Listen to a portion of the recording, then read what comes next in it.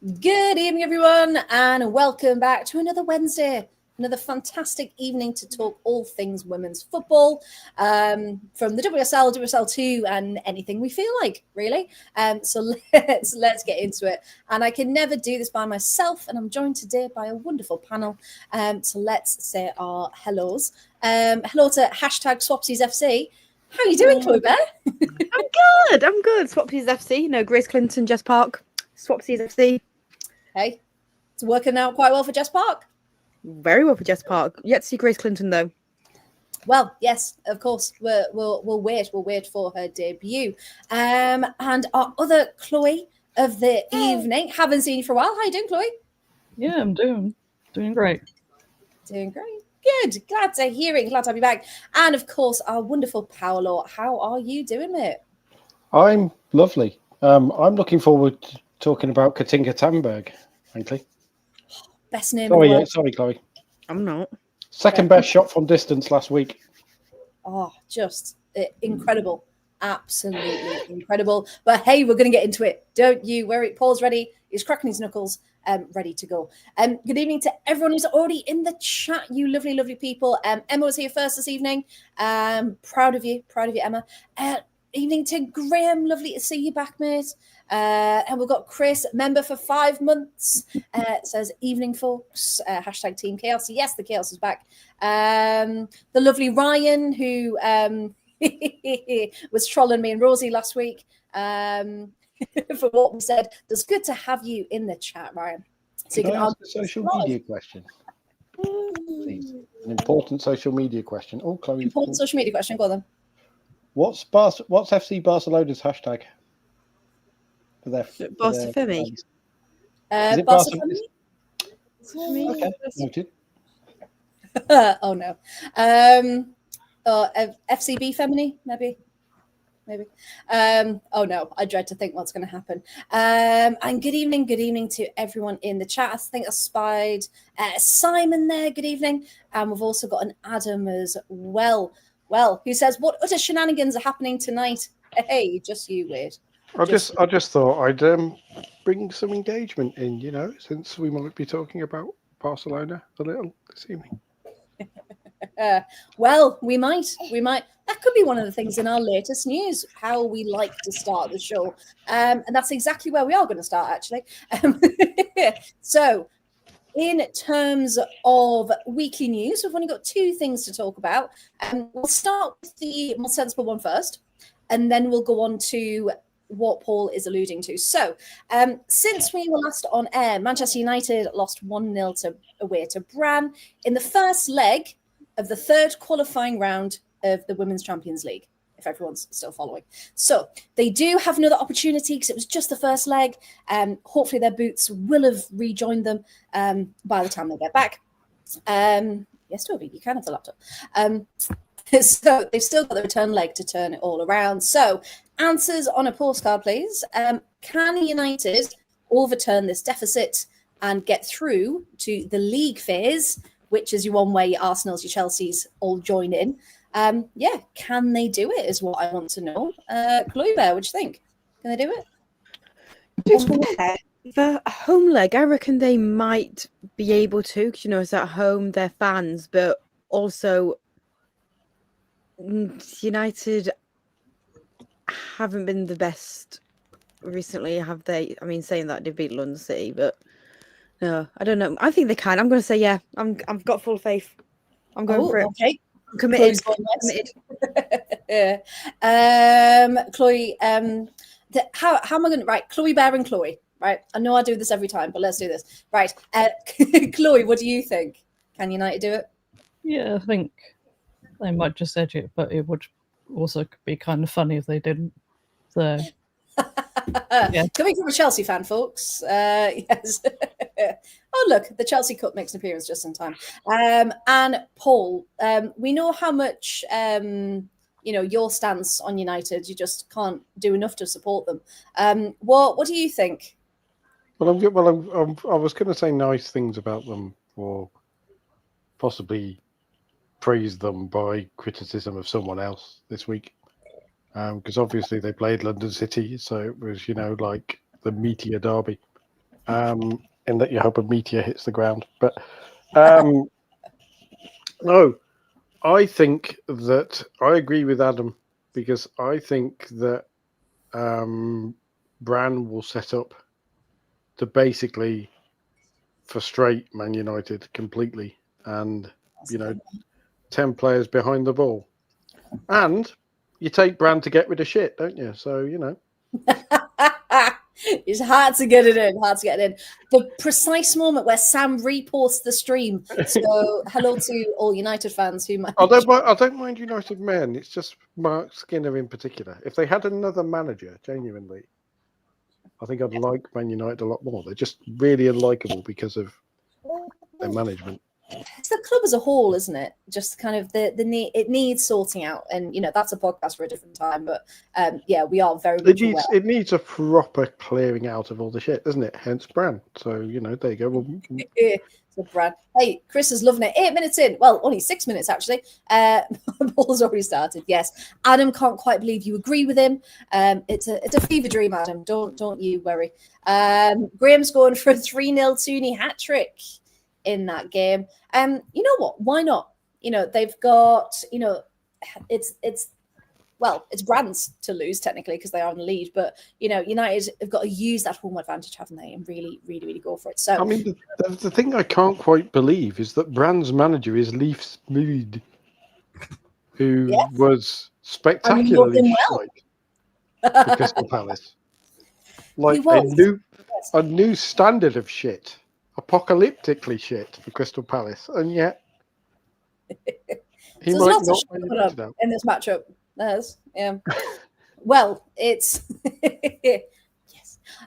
So hey, we'll see, and that is on tomorrow evening, Thursday night. I wish it was on a Wednesday night, then we could bring you live updates. But it's on Thursday evening, and then we will know our finalists. I say finalists. Who's won those third round second legs to move into the next stage. But Adam's also made a really good point because, of course, the brand new Europa League, I should say, sorry, to win the Europa is starting this season. And it's all of those who I believe, I was trying to research, those who've gone out in the second and third qualifying rounds, I believe, then go through to the first qualifying round of the Europa League. Okay, so they're not completely out of Europe, but as Adam says, they probably do have a better chance of winning in the Europa League rather than in the Champions League for now. Anyway, so we shall keep eyes on that, don't you worry, everyone. Now, the bit of news that Paul was hinting at in his opening statement was the fact, have we seen this, some latest transfer news from the continent? PSG have put in a verbal offer for Alexia Putellas, hence my hashtag this evening. Now, I read that it was for a 4-season deal. Barca will not negotiate. The flat out said no. She's apparently got no desire to leave because we know she is Barca through and through. But if she does decide to go, PSG will, of course, have to pay her release clause, which is a rumoured 1.1 million euros. So, which hilariously would not be a world record transfer. No. Or even close to it. So, the question is this PSG taking advantage of where Barca are at the minute and maybe pushing something that hasn't been previously ever possible? Or is this just a non-starter and they're trying to, gather some momentum in that market that they can have the money to get Alexia Putellas? Has anyone got any thoughts on that one? Will it happen? I mean, if 1.1 million euros, was that just no? Just a massive no and a disgusted face from Florida. Yeah. No, I just fully agree with what Freya said, that she is like Barcelona through and through. Like she will die at Barcelona. When the world ends, there'll be cockroaches share and Alexia Putellas at Barcelona. That's what people said about Lionel Messi a few years ago. Oh, yeah. That's true. And the money of Inter Miami tempted. Also, if you're PSG, at the moment, what you've done is you've sold Glasgow Euro for 1.4 million euros. And you might have used that to fund signing Alexia Putellas plus most of her wages. It's decent business, to say the least.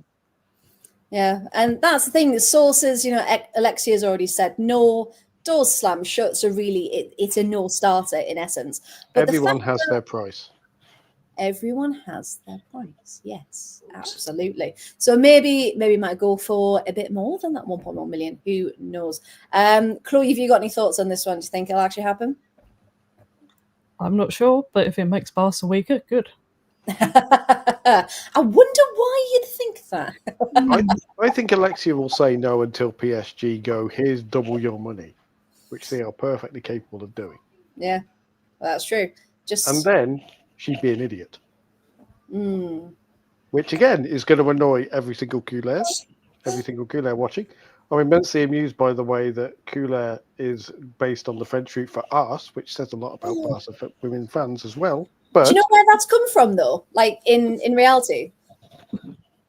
The Coolers, the nickname. Where has it come from? So, in reality, because I was just like, why would they refer to themselves? So it does mean arse. It does. And it's because in their very first stadium, there was no backs between the seats. So when you were walking past it, all you could see were people's arses. True story.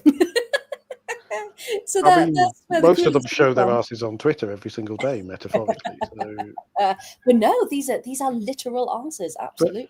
I refuse to accept that Alexia Putellas will turn down the amount of money that she does to stay at a Barca team who are going down the shitter, who are desperate, whose owners are clearly going to dismantle the women's team so that the men's team can avoid financial fair play. Sounds about right. They have already let a bunch of players go. Who Barca fans are panicking about. For example, Lucia Corrales is one of the players who Barca were saying, how are they letting them go? Yana Fernandez as well. Yana Fernandez, who I really, really rate, by the way. And, Alexia and Aitana don't get on very well. So there's, so basically, post the Euros was great. It was just that when the neighbours are fighting, like, just watching Aitana have digs at Alexia all the way through, and well, it can't be a comfortable atmosphere, can it? Because there's so many stories and so many things that are going on. It just, it's been toxic for a long time. I mean, PSG also playing red and blue stripes, so it's if she squints. And Barcelona's a nice city, but it ain't Paris. That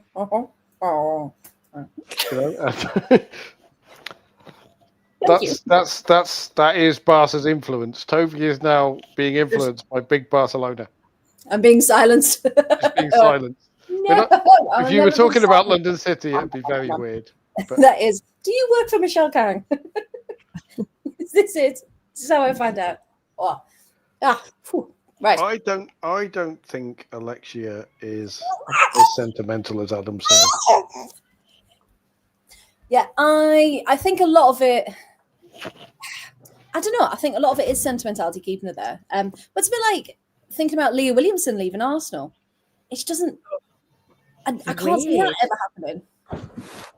I think Alexia we said something about Kira Walsh leaving City, didn't we? We never. That would be weird, and yet she did. And yet she did, and a couple of times since then. I think Alexia Putellas is 31 years old. Barca's time is gone because this season they are letting people go. And she can, to use a slightly loaded phrase, and I apologize in advance, she can feel her biological and physical clock ticking because she's 31 now. Hey. And she is... Sorry, the way you reacted there, and I was like, Freya's going to tell me. One as well. Now, I would, but I also know I am not a Barcelona football player, so that's fine. insult 31 all you want. But no, No, in terms of football, she can feel her she can feel her career ticking as an elite athlete in the sense because Yes.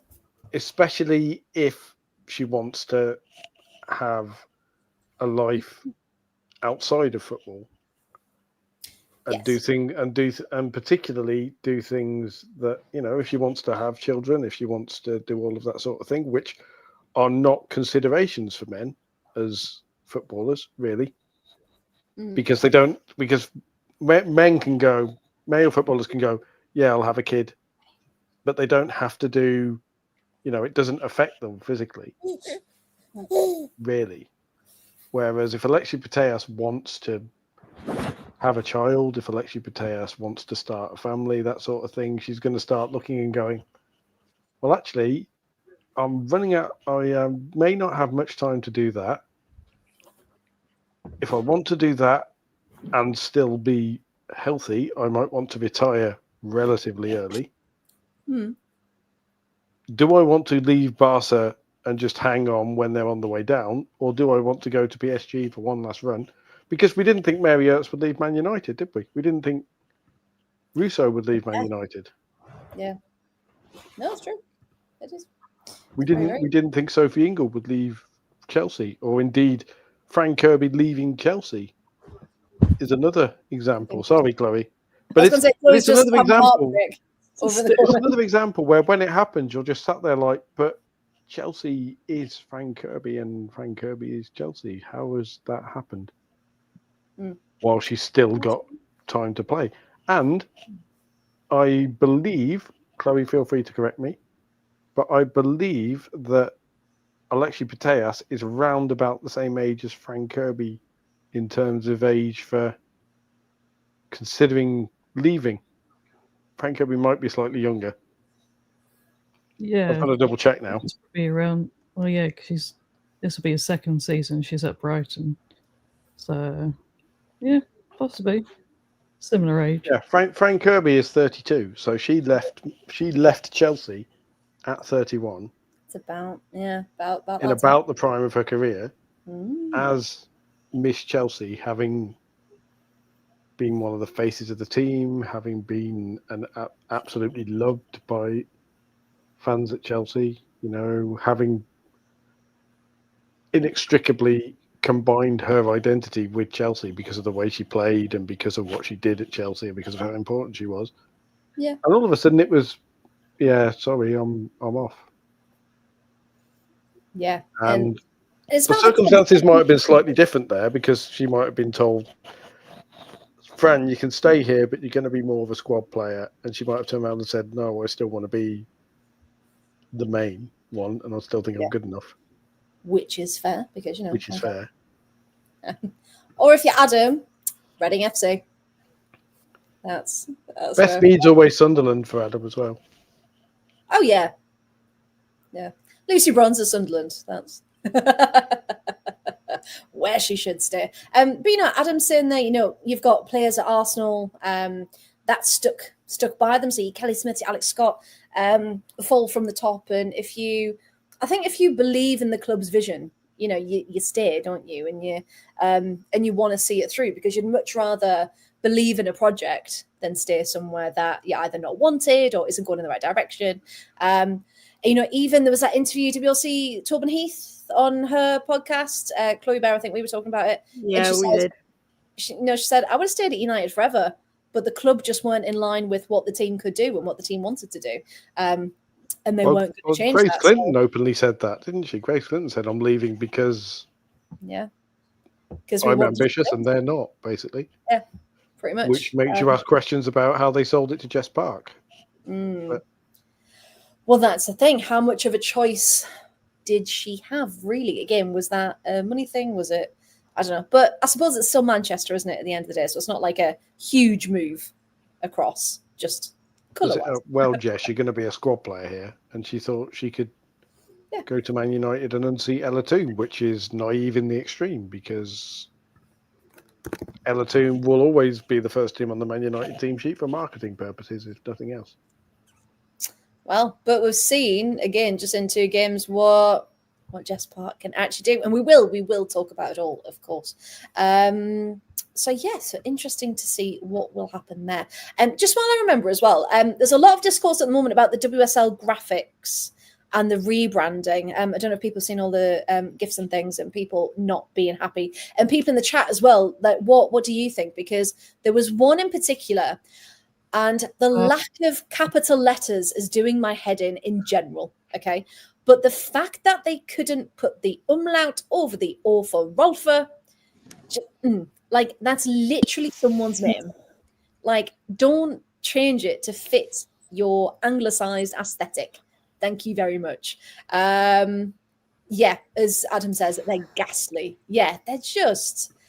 they're doing my head in. It's like they've been designed, one, by AI, and two, someone who really couldn't give a hoot about the league and the people who follow it. So, anyone got any other thoughts? Agree with me, disagree? But yeah, they're just... Well, Martha does make the point. Barca is a members-owned club, so they can't just sell off the women's team, but they can. So, and that is a fair point. And thank you for correcting me, Martha.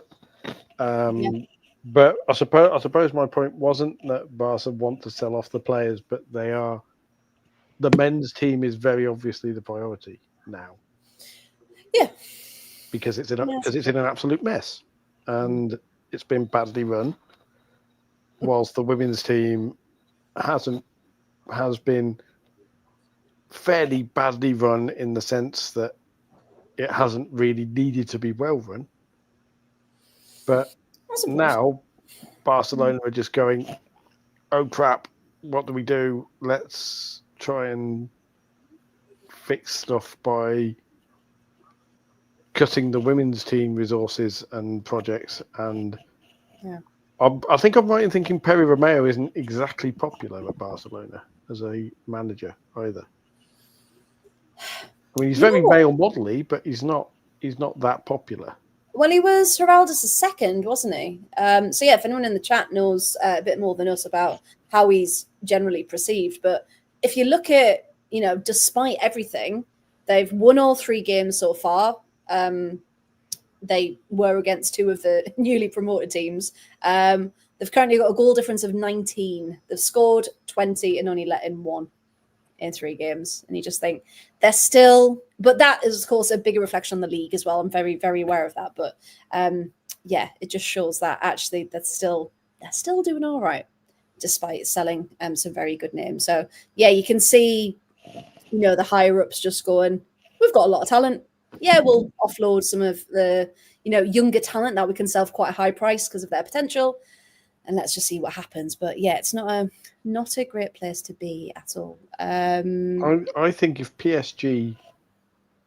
the owners at PSG can sell Alexia Putellas as you will be Queen of Paris, basically, you will be the person now who is the face of PSG. Yeah, you think your worship now? Come to PSG and let's show you what we can really do. Come to Paris and take a club in a vaguely competitive league. In the sense that they're up against Lyon every year. Take Paris that next step above Lyon, and watch what happens. And it's, can it be done? Will it be done?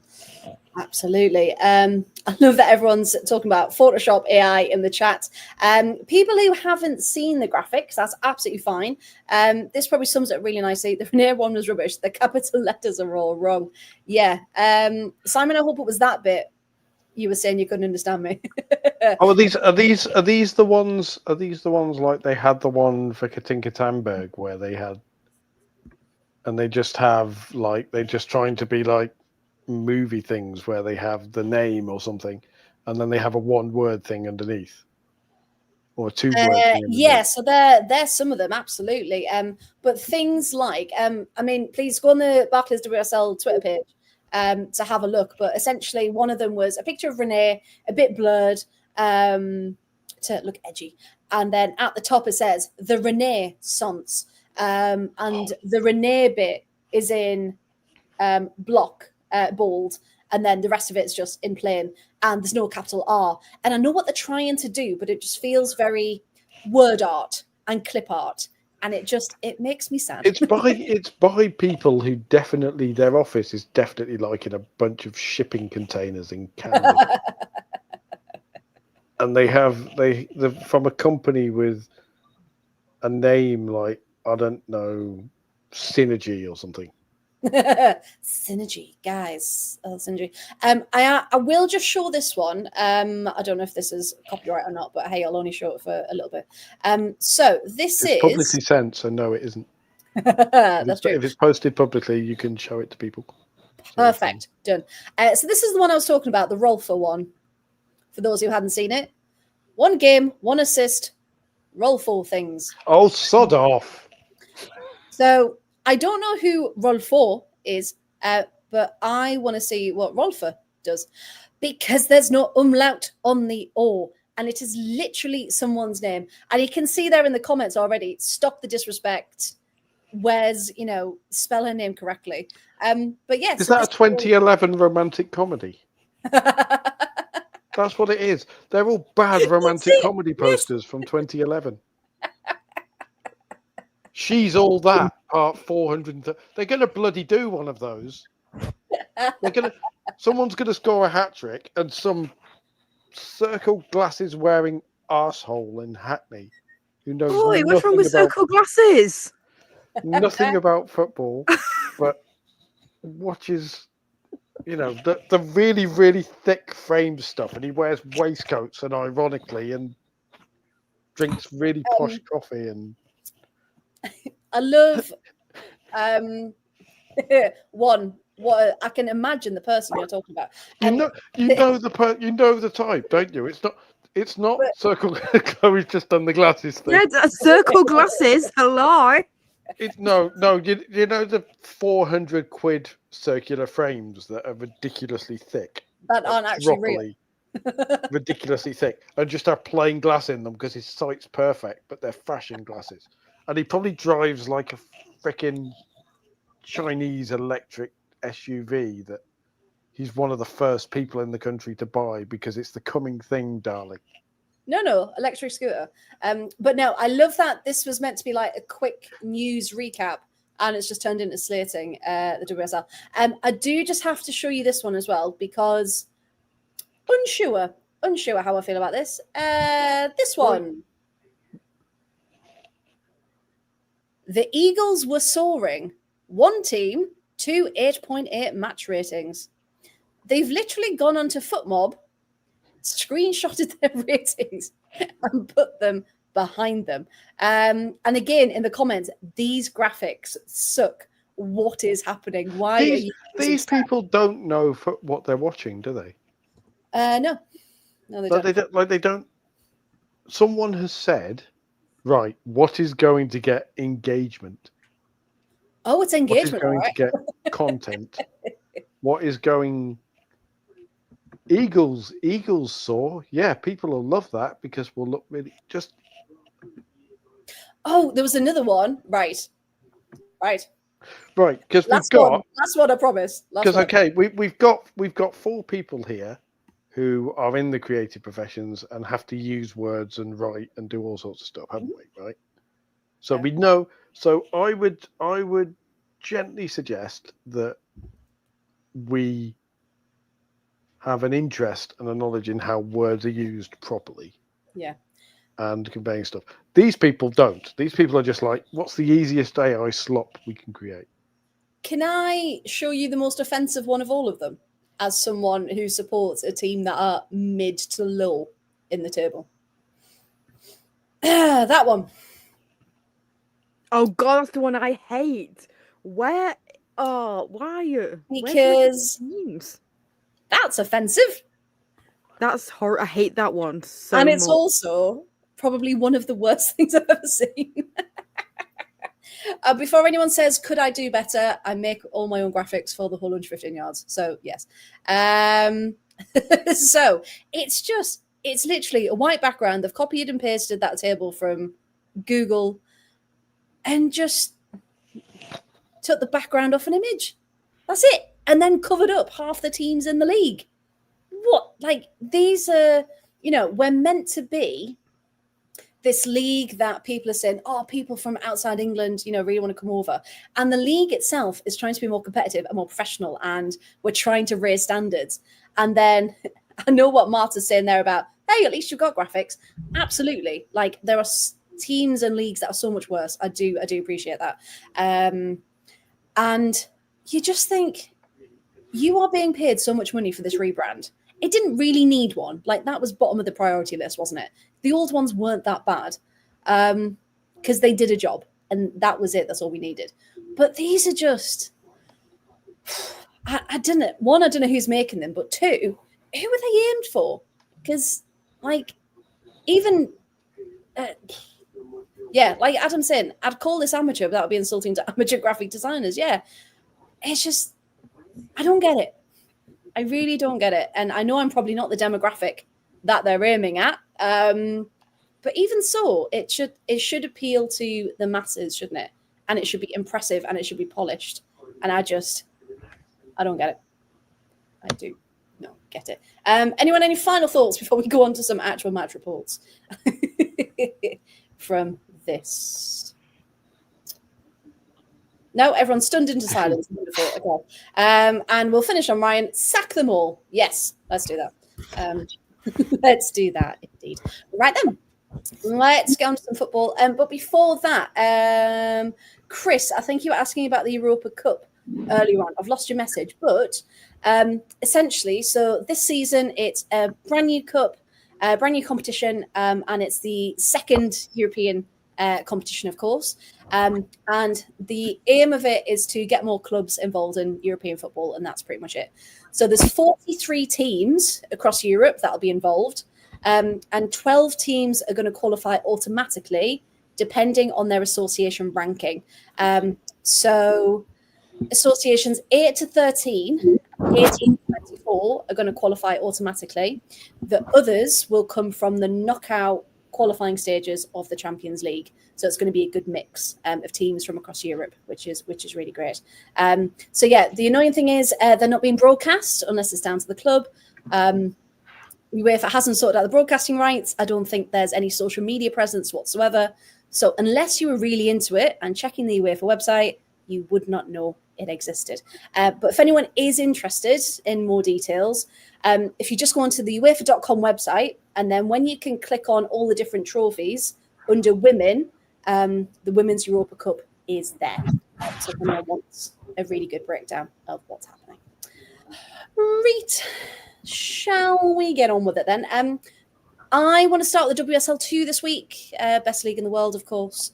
And there were some ding-dongs. And I can't wait to talk all about it. So let's have a look at the results, which are here as we go. So the first one we're going to talk about was a bit of a shock in terms of you would have expected Newcastle to win this one. So yeah, Chloe Bear, what did you think? So Newcastle won, Sheffield United won. Would you have expected more from Newcastle? To be fair, I did. But also, whilst watching it back and reading the notes, to be fair, Newcastle looked the better team. Sorry to say. No praise for Newcastle. I'll just mute you for the next couple of minutes. Just give us a thumbs up when you're done. That'll be fine. Right. I'll give a signal. No, to be fair, Newcastle looked the better team, and I thought that they could have gone on to win it actually. But to be fair, that was an absolute banging goal from Charlie Devlin, wasn't it? I suppose. Oh, you've got to admit. No, it was fine. It was. I'll give it that. Yeah. No, it was good. It was very, very impressive. And then I genuinely thought they were going to win it, but literally 5 minutes left to play, and there's an equaliser. Jasmine McQuaid equalises, and it's like, what? Yeah. To be fair, from a journalist perspective, I generally hate that because that's the time I'm ready to file I'm ready to send my report over, and then someone scores. I'm like, great, got to rewrite the whole thing. rewrite the whole thing, and that's just ruined my life because I've now got to redo everything I've just written. But as a fan perspective, I'm like, yeah, that's quite fun. Yeah. We do quite like a last minute equaliser. There was some really good chances this game. I did quite enjoy it. Newcastle just slaving away. Like they had so many chances to win it, and they just didn't. I just love that. They tried. Could have done it, but they didn't. So there we go. Because, of course, it was the first time they'd welcome fans into their new home to Gateshead International. Can confirm, I told the story before, I did get lost on that metro line. Because if anyone's been to Newcastle, there are 2 metro lines. One goes past Gateshead International. Oh God, I can't remember now. Essentially, it splits at some point, and I got on the wrong one. So I had a lovely layover at Gateshead International while I was waiting for my proper train. So there we go. So new stadium, new pitch. So maybe some teething issues there, possibly just getting used to their surroundings. But yeah, the amount of money they've put in, you probably would expect more against Sheffield United. But I suppose on the other hand, hats off to Sheffield for almost taking the points off and Newcastle. To be fair, I'll probably say the same about Everton when we come to it, but I do think the big occasion of the new stadium did get to him a little bit, because I'm going to say the same about them in a minute, because I think that's what happened. I'm thinking of any excuse now as to why that performance happened. I do think it is a big, like moving to a new ground. It is a big thing. Like, and like you said, first time they had fans in the new home, the ground, the stadium. They've put so much money and time and effort into it, and it is a big adjustment, particularly if it is like bigger than what they were playing at previously. Like, it can take some time and adjustment, and yeah, it's just happened. It just happened. Fantastic. It happened, and then it was over after 90 minutes plus a couple of minutes. It was. So yeah, so finish 1-1. Bit of a but we did expect more. And just a reminder of the new format as well. We're each going to take a game from the WSL2 and the WSL, and then go over the key highlights from other games that we don't mention in detail as well. Just so everyone, every club gets a turn in the spotlight, and no team feels hard done by. So there we go. So thank you very much. So that was 1-1 Newcastle Sheffield. Chloe, we'll come to you next because Bristol got their first points of the season. I say this, it's Matchday 2 for this one. No, wait, hey, is it Matchday 2? Matchday 3? Matchday 2. It is Matchday 2. Isn't it? You know what? So. You know what? It's because I was just doing, I was looking at Liga F and they've got Matchday 3. So that's where my brain was. There was a 3 in there. So yes, I'll take it back. Let's start that again. Bristol got their first points of the season with a 2-0 win over Portsmouth. Chloe, tell us all about it. Yeah, I mean, that's the kind of thing you want, is to get that first win, get those first points on the board pretty early. And obviously they were defeated by Birmingham in their last match. But yeah, they looked pretty good. Especially, well, they were against Portsmouth, which I feel like they're going to struggle a bit this season, really. I mean, they did sort of last season, but it's going to be a long old season for Pompey. But I think, yeah, Bristol City showed a good account themselves. I mean, the first goal was, they seemed to sort of use the wide channels quite a bit, and then you sort of had Emily Syme, who sort of was there to sort of play Rhea Hardy in, and just easy tapping for the first goal, really. So yeah, that was pretty good. Also, she could have had, could have put them up 2-0 with a penalty when you clearly see Gemma Lawley being taken down in the box. But luckily for Pompey, it was kept up 1-0 through Jess Gray making a great save. And then you had, just Bristol just going for it, and then finally made it sort of 2-0 in the like a couple of minutes from time with Vera Jones, who's on loan from Chelsea, which good to see the loan players make a good account of themselves. Yeah, good Nice one. little Yeah. trick pass defender, sort of ran down the side, ran sort of into the box, pulled it back, and another sort of former Chelsea player, Lexi Lloyd-Smith, just lovely finish into the goal, and that was it, and it was pretty much a well-deserved 3 points.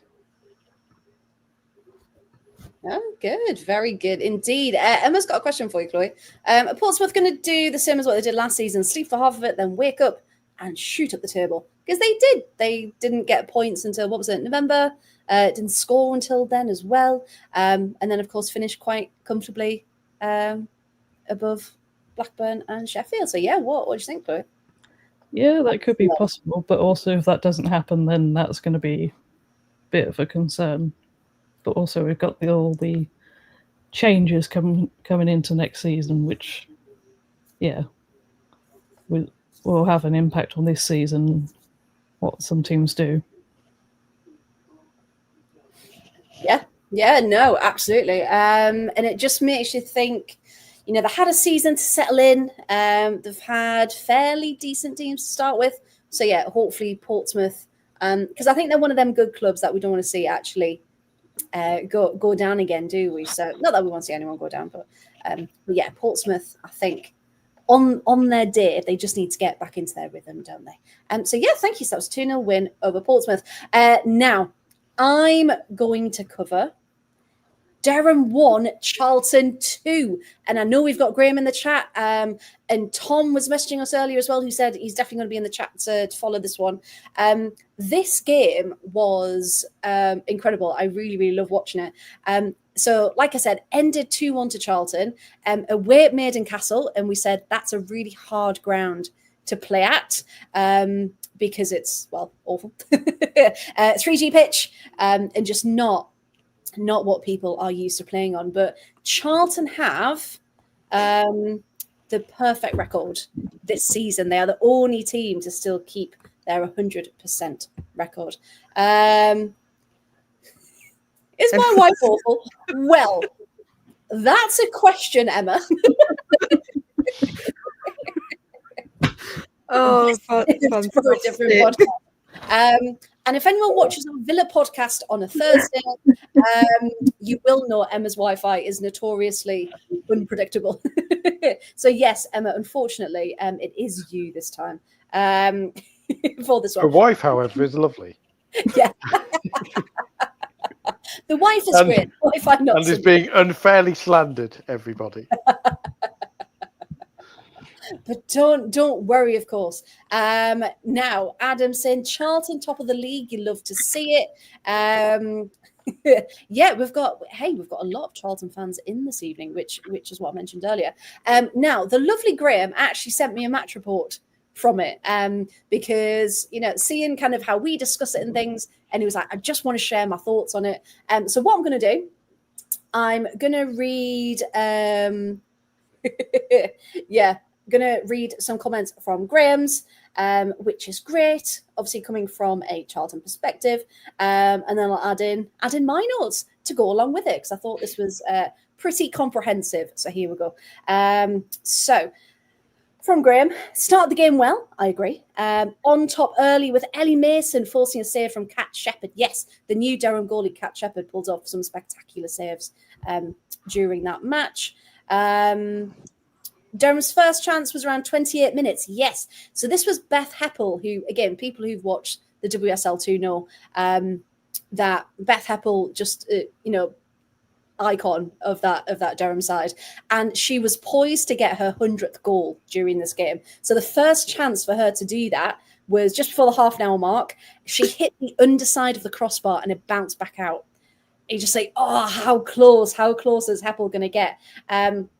And then, so that was passed into her from Molly Lambert down on the left. But the commentator, again,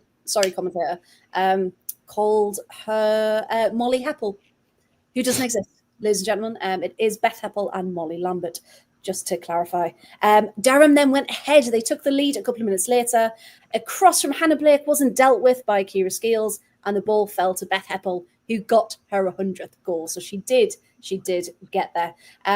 Charlton had another chance at 39 minutes, and it was end to end. If anyone else watched it. And Charlotte Newsham, I will say, she really stood out for me during this match. Some lovely hold-up play, and she was really creating and making things happen in that Durham box. Yes, so she had a long-range effort, but again, Shepherd got down to push it away. And that was just in the first half, right? That was it. So Durham go into half-time 1-0 up, and then the second half. And to follow the cliche, it really was a tale of two halves, and it was all Charlton in that second half. So yeah, started much better. 53 minutes, Charlotte Newsham again, effort from about 20 yards out, had to be saved by Shepherd. Then there was a triple substitution, and Karen Hill said in her post-match that they really identified that consistency was key, because they knew last season, as we talked about, that it was all over the place, wasn't it? You didn't know which Charlton were going to turn up, and they really solidified it through this match. 75 minutes, Geordie Hutton delivered a really good cross in. Charlotte Newsham again kept it alive in the box. And this is when there was a bit of a pinball in the box as well. So Lucy Fitzgerald, who was a sub, had a brilliant impact. I remember writing that in my notes as well. But Gillian Kenny, who's a new signing this season, it was almost like, so Charlotte Newsham got the ball into the box, tried to have a shot, but it kind of ricocheted off the keeper back in. And I don't quite know how Gillian Kenny did it, but then she kind of flicked it over herself and back in when it shouldn't have been possible. But she did. She got it for the equaliser. And it was incredible. And you think, okay, now it's game on. And as Graham nicely puts it, we were now in the ascendancy. Oh, Graham, you should be a writer, mate. If you ever want to write for me on my website, please do so. 79 minutes, nearly came. Geordie Hutton again won a header, collected the ball, that just went wide. And then in the 83rd minute, so they were really pushing right to the end, and it was Charlotte Newsham again.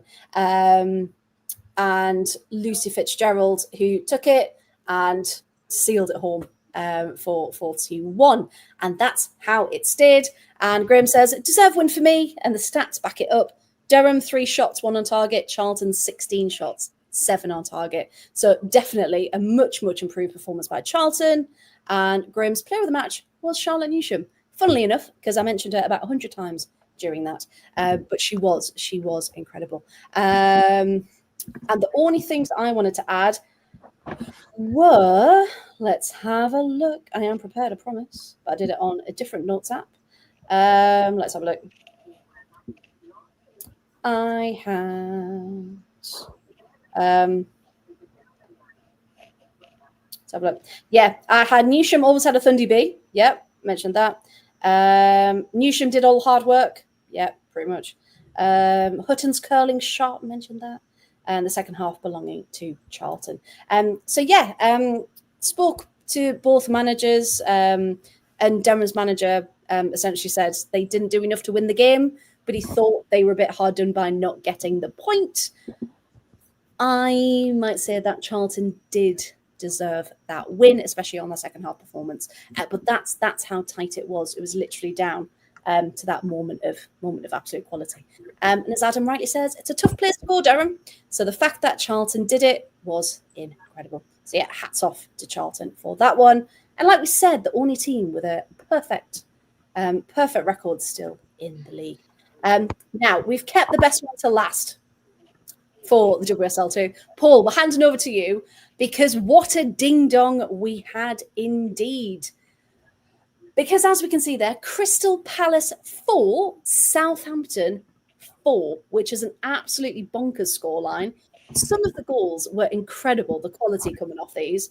And Southampton are proving a definite point this season. So, literally, because that's what they've got. So yeah, Paul, take us through this one. Why should people watch the highlights or the match if they haven't already? Well, this game, you know, they have a Desmond Tutu for You know they have a Desmond for 2-2. Yeah, double Desmond. No, this one's a Burt Reynolds because it's a 4-4, which is a Magnum. Hey, well done. So there you go. Well done to anyone who understands that joke as well. anybody under the age of about 35 probably doesn't, but like I was quite proud of that. But yeah, Abby Larkin's a bit good. Oh, her goals, very good. Like, very you know good. when you see a goal that's just satisfying. Yes.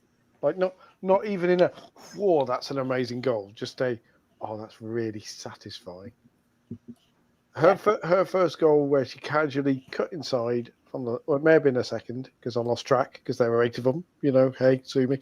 But where she cut inside, it was Tom Selleck, Graham. I was hoping they'll get away with it. Hey. They both have moustaches. We'll call it a moustache because, Magnum 4-4. There you go. Anyway, you can buy me a Ferrari anytime you like for that one. No.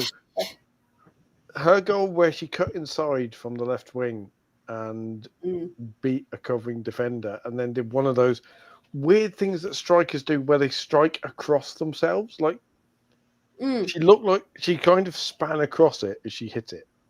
So she hit it like sideways. You'd know it if you see it. But the way the goal went in, it was all this classic where the goalie takes one step and goes, "Nah, not getting to that," and just watches it, and just the ball pings off one post, like right off the angle. Yep. And it's just like, oh, that's just lovely. It wasn't a Thundy B by any definition, unfortunately. Yeah. Now Danny's quantified it, even though it was hit pretty hard, but it was just satisfying. And then, of course, the tallest woman in the West, the Colossus of Crystal Palace herself, Justine van Hevermaet, scored from a header because water is wet. Hey, it's what they brought it for. But the best thing about this was that Southampton actually went ahead. From Michaela McAloney, her first goal, and then Abby Larkin decided to get her first goal of the season. Van Hevermaet won a header, as she does, and suddenly it's 2-1. I think it all went a bit batshit because the scoring, the score from then on, from 2-1 Crystal Palace went 2-2. Ellie Brazil scoring after 41 minutes. Ellie Brazil was on fire during that match, wasn't she? And then 3-2 to Southampton because Tara Bourne scored a penalty, which again was somewhat questionable. Yeah, did you think it was? I wasn't sure. I think it was soft, wasn't it? It was soft. That's a polite way of putting it. So in case you're losing track, Tara Bourne's just scored. It is 3-2 to Southampton coming back from 2-1 down. Abby Larkin then scores again to equalise at 3-3. Ashley Weirden 2 minutes later makes it 4-3 to Crystal Palace. So Crystal Palace have now come from behind to lead 4-3. And then Megan Collett scores for Southampton to make it 4-4. So if you work it out, Southampton took the lead. Crystal Palace came from behind.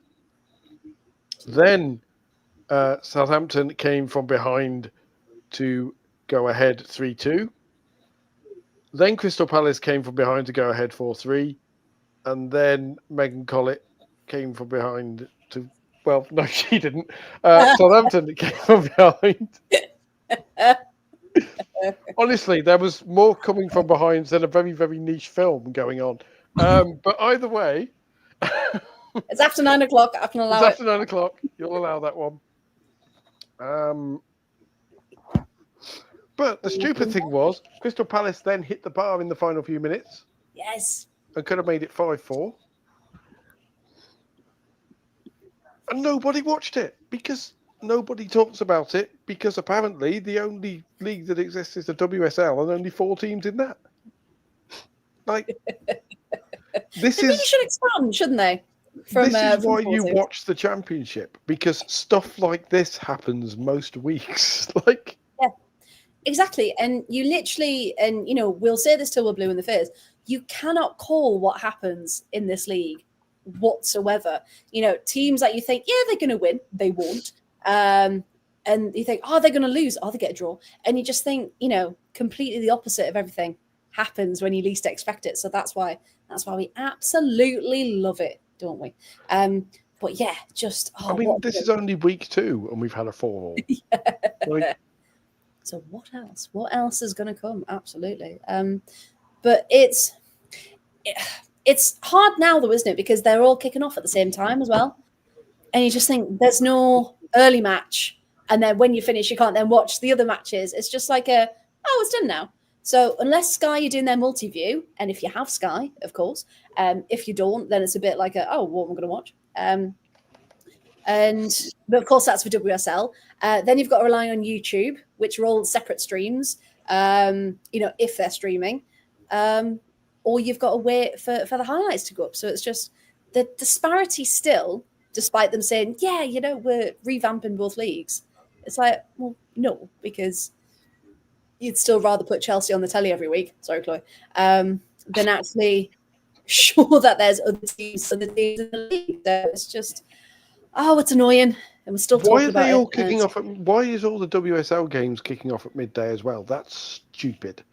And then we've got a game that kicks off at 11:55. Oh, yeah. That's this week we've got is it this one? No, it's not this one. It's the WSL ones. Hang on. Oh yeah, United Arsenal was 2:50. There were 2 random games at 7:30. Right. That one I can get because the 3 o'clock blackout thingy. But should the women's be the same? It shouldn't be, should it? But yeah, I get 55. Though that's 55. So surely if it's the 3 o'clock blackout, doesn't mean that they can watch it for 10 minutes and then the screen goes blank. Right. Exactly. Yeah. By which time Arsenal will probably already be 3-0 up, so you won't need to watch it. Well, I'll hopefully be there, so I'll update you if it happens. Yeah, everyone follow Chloe's Twitter. She'll keep us up. But yeah, Adam's saying, should there be a championship multi-view? Yes, absolutely should. Yeah. We will campaign for that ourselves. Graham's saying the Bristol City stream was horrific, even worse than Emma's wife. Emma's wife's getting battered here. Poor girl. Poor Emma's wife. If you have just tuned in, we're not talking about an actual wife. We're talking about from Wi-Fi to wife, just in case. So yes, just as a disclaimer for that one. Have we found Miles Skinner's sock account in the chat, by the way? Well, yes, Edward's new to the chat this evening, and the first thing he said was a compliment to our Chloe Bear.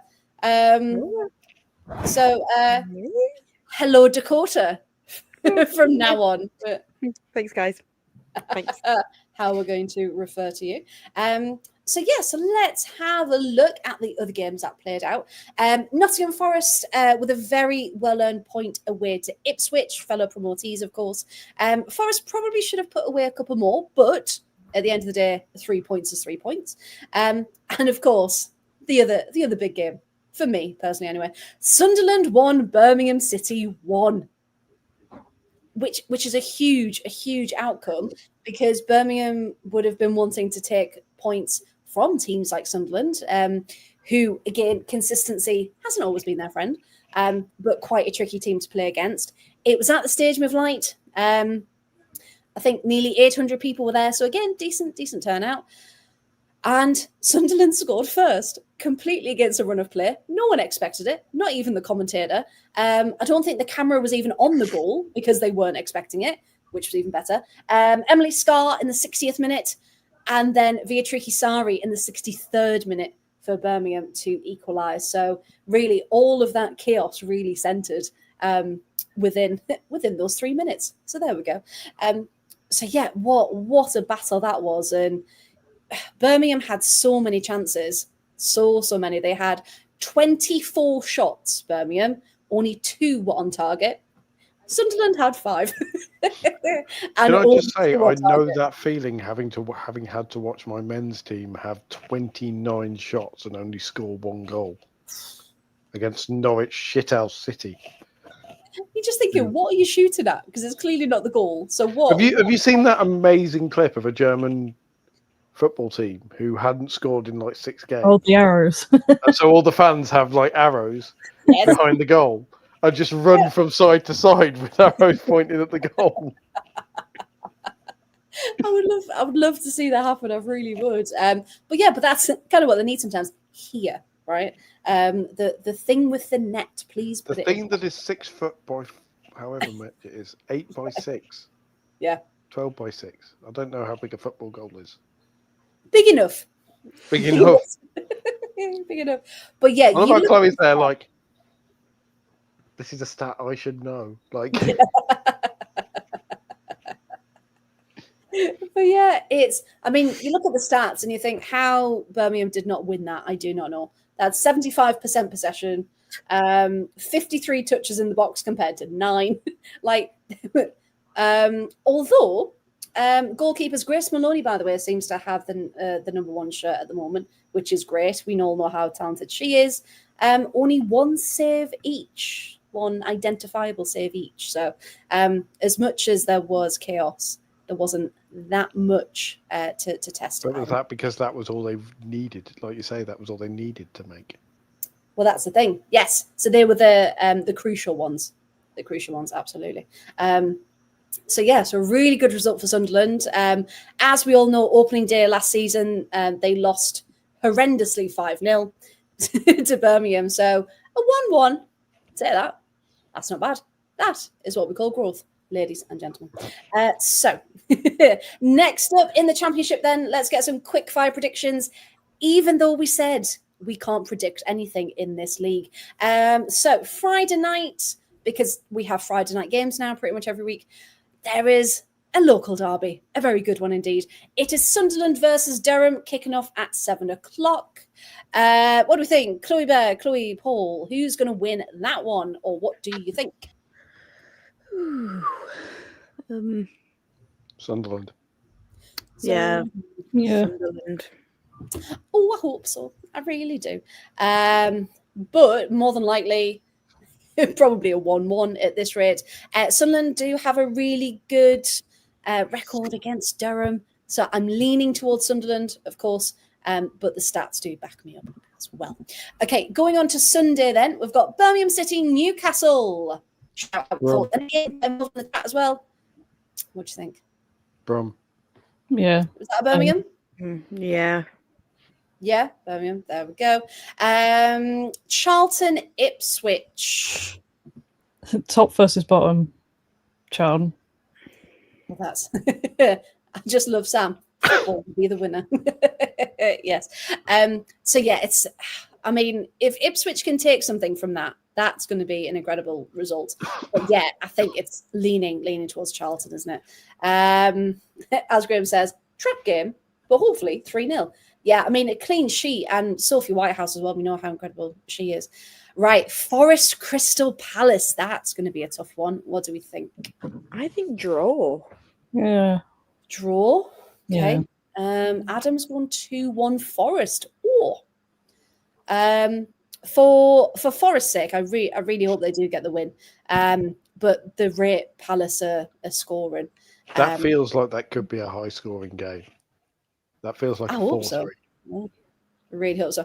Because if anyone's seen, they've signed someone on short-term loan. She's called Nakikari Garcia, and she's from Summit in the USL. And yeah, she's only here till January because that's when their season starts. But yeah, she came on with 3 minutes. She scored for that winner in the last game. It impacts their first game against Newcastle as well and came really close. So she's, I mean, everyone Forest have signed this window have been so good. But yeah, she really sticks out. So yeah, I do hope they win. Graham's gone 3-0 Forest. Yeah, and 2-1 Palace. That perfect. Okay, next one, Portsmouth, Sheffield. That's going to be an interesting one. Can Portsmouth get any points? Do you think? I think Sheffield might just edge that one. Interesting. Okay. Yeah. Paul, what do you think? Depressingly, yes. I think Sheffield United might edge that. Yeah, Chris in the chat saying 2-1 as well. Yeah, Adam's going 3-1 to Sheffield. Maybe Sheffield look a bit sharper this season, don't they? Annoyingly. Because obviously they shouldn't be here as they were relegated. But yes, so we think Sheffield might edge that one. Lovely. And finally, Southampton, Bristol. Southampton, Bristol City. Any thoughts? Chris is going 2-1 Bristol. I think Bristol City win that. Yeah, I think that was a good Yeah. shot. We've got a 1-1 from Adam. 1-1 should be banned as a score. 1-1 is the most depressing football result. It's just like a nothing score, isn't it? It's just like, Right, because if you come away from a 2-2, at least you've seen your team score twice. And Yes. usually, if you're the team who's, gone behind, usually a team has either gone behind or whatever else, so it's fun. 1-1, you've just gone, yay, we're oh, no, we're not. Or, oh, we're losing, yay, we're drawing, and then nothing happens. Is it more depressing than a 0-0, though? That's what Adam really wants to know. Yes, because you can have interesting 0-0s. No, that's true. 1-1s are never interesting. No one ever turns on Match of the Day and goes, oh, do you know what? I want to watch that game that was 1-1. Do you know? I do all the time. Every week. I'm like, right, I'm here for the 1-1s. Right, it's like the rectal examination of football results, because no one wants one and it's full of shit. I never know where your thoughts are going. Nor do I. And I couldn't have predicted that one, so well done. and Saved it that well. and that comes to the end of the WSL2. Hope everyone enjoyed that. Right then, did our predictions, we've done our roundup of all the games, so let's get on to it, shall we? The WSL. And we had some interesting results here as well. Some, I shall say. Okay, so let's run through them then. So we have Man City 2-1 Brighton. West Ham lost 1-5 to Arsenal. Aston Villa 1-3 Chelsea. They were robbed. I tell you. Leicester 1-0 Liverpool. London City 1-5 to United.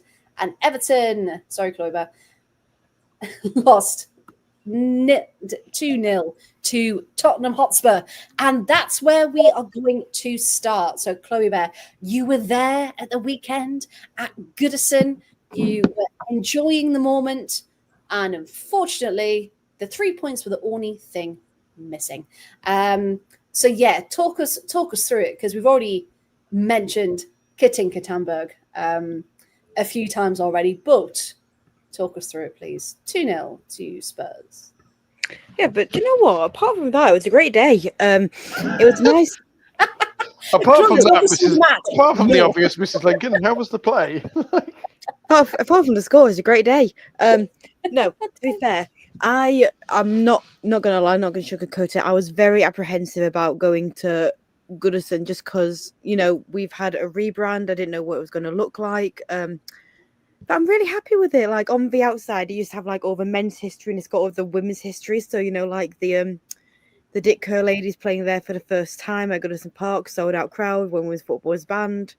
It's got when we had 22,000 at Goodison for the derby. It's got when we moved into Walton Hall Park 5 years ago from Southport. We're moving into Goodison now, like a whole timeline of the women's history. It's fantastic. We've got new colours, new branding. I was a little bit disappointed that so much of Goodison is covered. I mean, I get it. First off, I just want to start by saying I get it.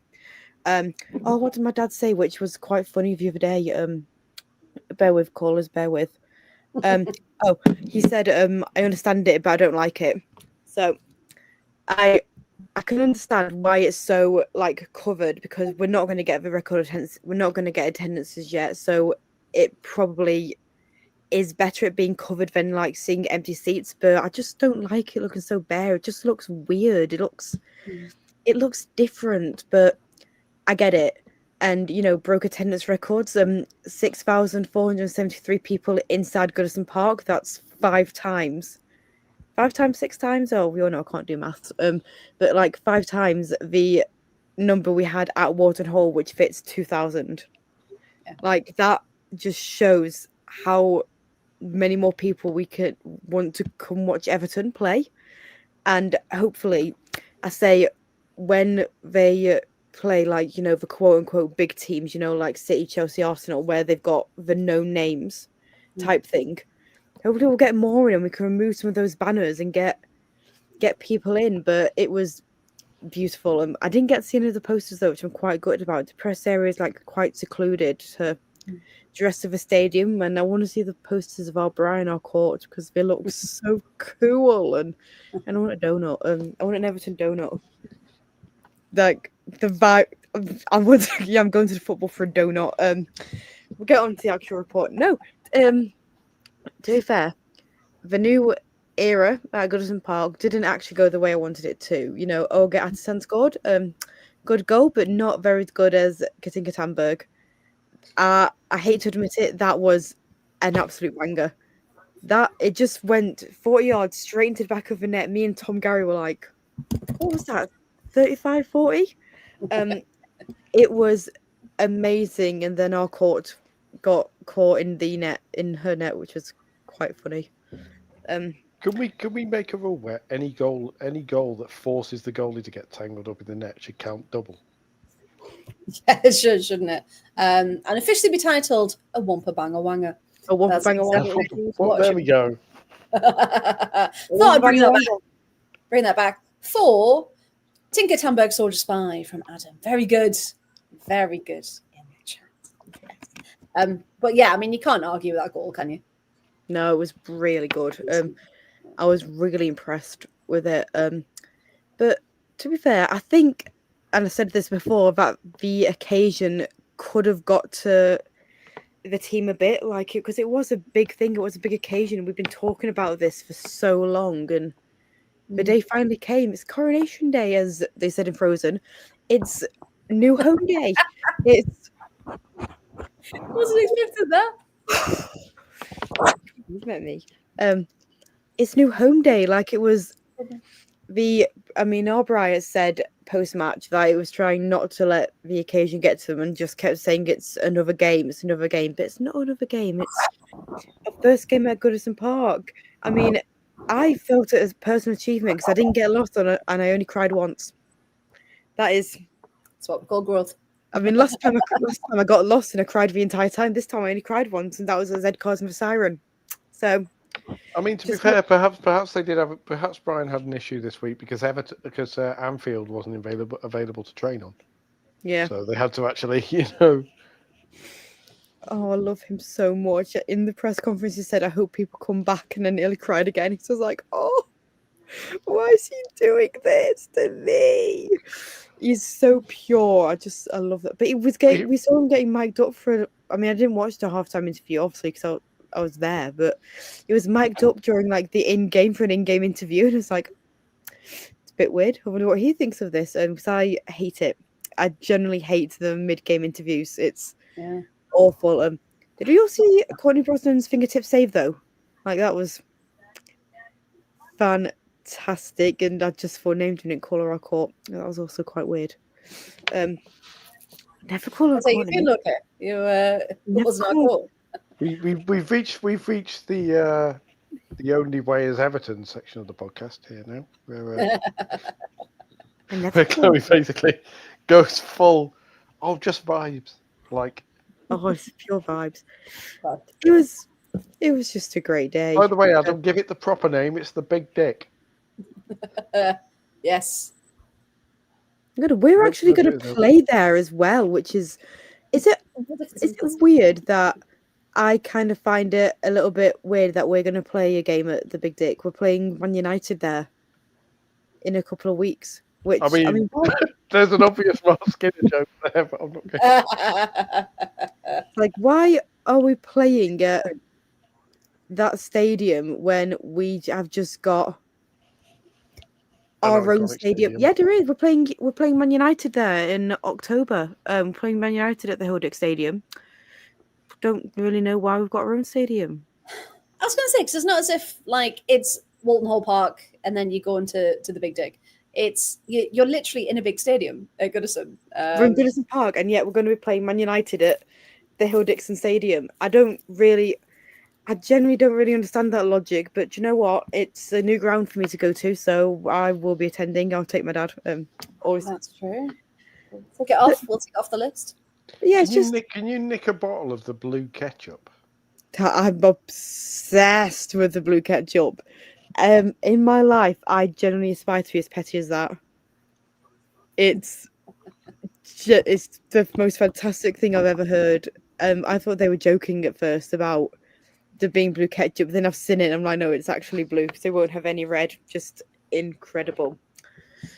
But yeah, the game was great. The occasion was great. Do you know Martin Ho is actually proper nice?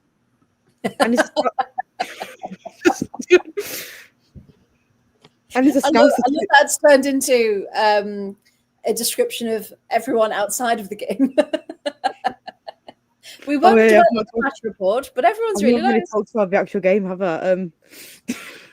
He's never going to get married though, or if he does, I wonder if a wife changed his name because you can't make a wife out of a hoe. Oh, that was a music reference. That was an actual music reference. That wasn't just a vaguely misogynistic thing. That was a song lyric. The age of good songwriting has died. No, Martin Hose is a lovely guy. Like he's really, and he's a Scouser too, which also helps. Named after Thundercats. Think about it. That was a stretch, but no, there's nobody old enough to get that one. Oh, sorry. Just a straight no. But I'm glad everyone was lovely, Chloe. I am very glad. Oh, Adam, don't give the WSL graphics team ideas. Yeah, Martin, ho ho ho. Hey, that's already been prepared. That's already been prepared. If Spurs win near Christmas, that's already been prepared. Yeah, it's wait and see that pop up on a graphic. So just in case anyone missed that, Everton did lose 2-0 to Spurs. It was actually I can actually give a very brief description of a match report that I wrote myself, can be found online. That the new era began. It was quite tough for Everton, really. We didn't really have that much control on the ball, which was quite unlike considering the performance we played last week. Were Everton good last week or were Liverpool just shit? You decide. Amanda Nilden sent Was that any match report? No. That was published. Were Everton good or were Liverpool shit? Hey, I managed to get Gareth Taylor's Reds in, which I'm finding quite an accomplishment. Amanda Nilden sent a dangerous delivery towards Hamburg, but Bosman was there, caught the ball, absolutely fantastic. Did you see another save as well? She pushed it onto the post. Well, that's why you're telling us about it. Yes. Oh, cool, man. That's how a match report works, Chloe. Okay, Did you see this thing? No, that's what we need you to tell us about it. I've let a big occasion get to me. Okay, I've fallen into it was a big day trap. Oh, it's a big day. I was there. It was fantastic. Courtney's save was fantastic. Drew Spence tried to tap it beyond Brosnan, but she got a glove to it and just pushed it straight into the post. It was like yes.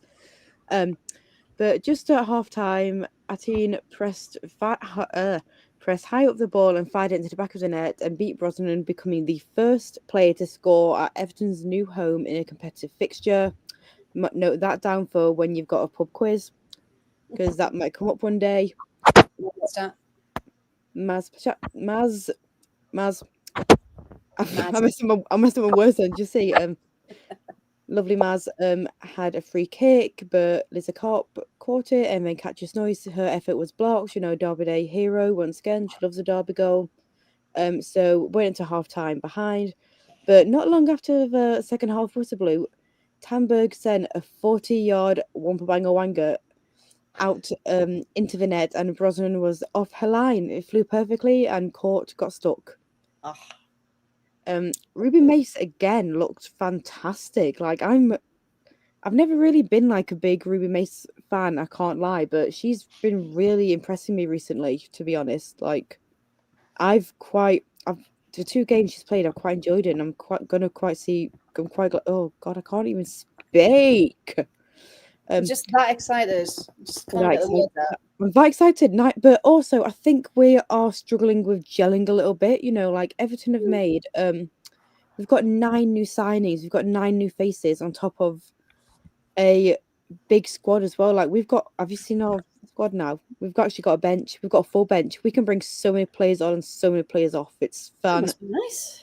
It's actually. I mean, I've never had this before as an Everton fan. So do you know what? Hey, hats off. with it. Very excited to actually now have a team that we can fall back on and use. But I just think we do need that little bit of time to kind of gel. I don't think we have gelled enough, and I do think that we just need to keep working and keep training. So I know we can do it. London City on Friday. Quite excited about that, to be honest. But hey, we'll get into the predictions. Don't you worry. I'm not saying anything. I'm saying I'm excited. I wish I was there, but alas, I've got to go to work. Alas, real life calls. Ruby May's homophobic. Apparently. Hey. Right, am I going to have to retract everything good I just said? Apparently, Ruby Mace was homophobic. Where's that come from? Because Edward says, and I was like, I don't remember that. And I did a quick Google because normally women's football tends to jump on that stuff, but I was going to say no. That one's escaped me. That one. But if it is true, of course, then we abhor anything. And I retract my early statements. We will retract all of the good points that we just said. Absolutely. So yeah, I'll have to. Supposedly, she said, "No offense to no lesbians, yeah, but that's not for me," which is not. I don't think that's homophobic. Just think I'm not gay. Yeah. No. Yeah. I mean, didn't need to say it. It was unnecessary. But is it the worst thing in the world? No. I mean, I'm just gonna be like, I've enjoyed watching her play along with Ornella Vignola and Rihanna Ishikawa, the 3 new signings. I've enjoyed watching them play. Good. Yeah. Ornella Vignola is just incredible, isn't she? Absolutely. Ed was put there. Yeah, it was TikTok bit. Apparently about wearing rainbow laces. Well, I hope she didn't refuse to wear them because that would be a bit of a, dick move. But if it was just I'll support it, but I'm not, then that's fine. So, bit strange. Just don't. Oh, that's. I don't get people who've still got hate in their heart. It's 2025. I mean, it's no Corbyn Elbert, is it? Let's be honest. Well, no, and that is the horrendous standard. However, Sean, I'll let you off, mate. I'm in a good mood. No warnings or detentions this time. We're just happy to have you. Happy to have you in. Nessie's joining us in the chat. Evening, Nessie, as well. So yeah, it was an unfortunate, as Adam puts, maybe a drop back to reality after the highs of opening day. But yeah, we'll just see. As you said, maybe some teething problems for Everton. But it's still early, isn't it? It's still only match day too. We're still 5th in the table, so I think I did say top 6. You did. I'm sure you said first. I did. We're winning the league, boys. If you want to know why I actually said it, we're winning the league, boys. But it's boys spelled BOI. But you didn't specify which league, so it could be any league. You don't know. So boys, BOI. That's it. Win the Champions League. Done. Right then. The next one we're going to come to, Chloe, we're going to come to you from a Chelsea perspective. How do you feel, Rob and Villa, of those points that they rightly earned? I kid. Villa did start off really well. They should have put it away. It's their own fault, really. But yeah, this one ended 3-1. Chloe, talk us through your perspective. Yeah, I think. Yeah, Aston Villa did seem the better team, especially the first half. We just seemed clip it. Sort of. Clip it. Not quite, but I think for Villa it was the missed chances that let them down really, because we all know that Chelsea will just find a way to win, even if they've just been terrible on the day. But yeah, were in that first half. yeah. I mean, let's have a moment for Ellie Carpenter. Like, I know we've been after her a while, but she's what a player already. It's just like slotted straight in. I mean, her cross was part of the first goal, which was interesting because you saw Ellie Roebuck come out to try and get it, but it sort of headed over her to Aggie Beaver Jones, who just not far from goal, just headed it in, just like, yeah, that's good. Why not? England's actual number 9. Yeah. Just saying. Yeah, Roebuck came out a bit too far, didn't she? She anticipated Carpenter scoring, but didn't see. And no one was on Aggie, so fair. Free header. It just sort of left all that space there, and Aggie was like, yeah, okay, fine. I'll take one. But then, Villa, 10 or so minutes later, did come back into it. I think the build-up play was quite nice with that sort of pass out wide was lovely, and then you sort of saw Chastity Grant pass it into the box, and what a goal from Ebony Salmon on the edge of the box, just went for it. It was like, yep, just sailed in. Was lovely. It deserved at least a goal from that match, and that was a lovely one to see. Obviously, Villa then had a couple more chances, and thank goodness for Hannah Hampton. Because if we hadn't... Bloody Hannah Hampton. Yep. Sean People White is England's number 1. Yeah. How dare she perform? Ridiculous. But yeah, I mean, the second goal we had was a bit unfortunate, really. It was a sort of corner. Kira Walsh had a shot from the edge of the box which sort of rolled along the floor, but unfortunately took a deflection off Missy Beaucairns, which sort of turned it into the goal. That was just like, unfortunate, but yeah, what can you do when you're trying to defend? Really, sometimes it'll just happen like that. And then ended up 93rd minute.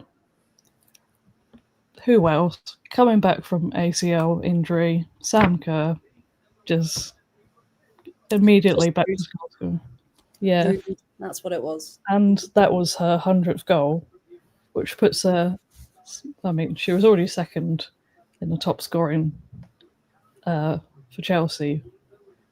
I mean, I wouldn't be surprised if she overtakes Fran, who's on 116 at some point. So yeah, because Fran was in the studio on the punditry, and they showed that graphic, and Fran was at the top, wasn't she? And she was like, I think she might be coming to my record. But Chelsea just found a way to win in the end.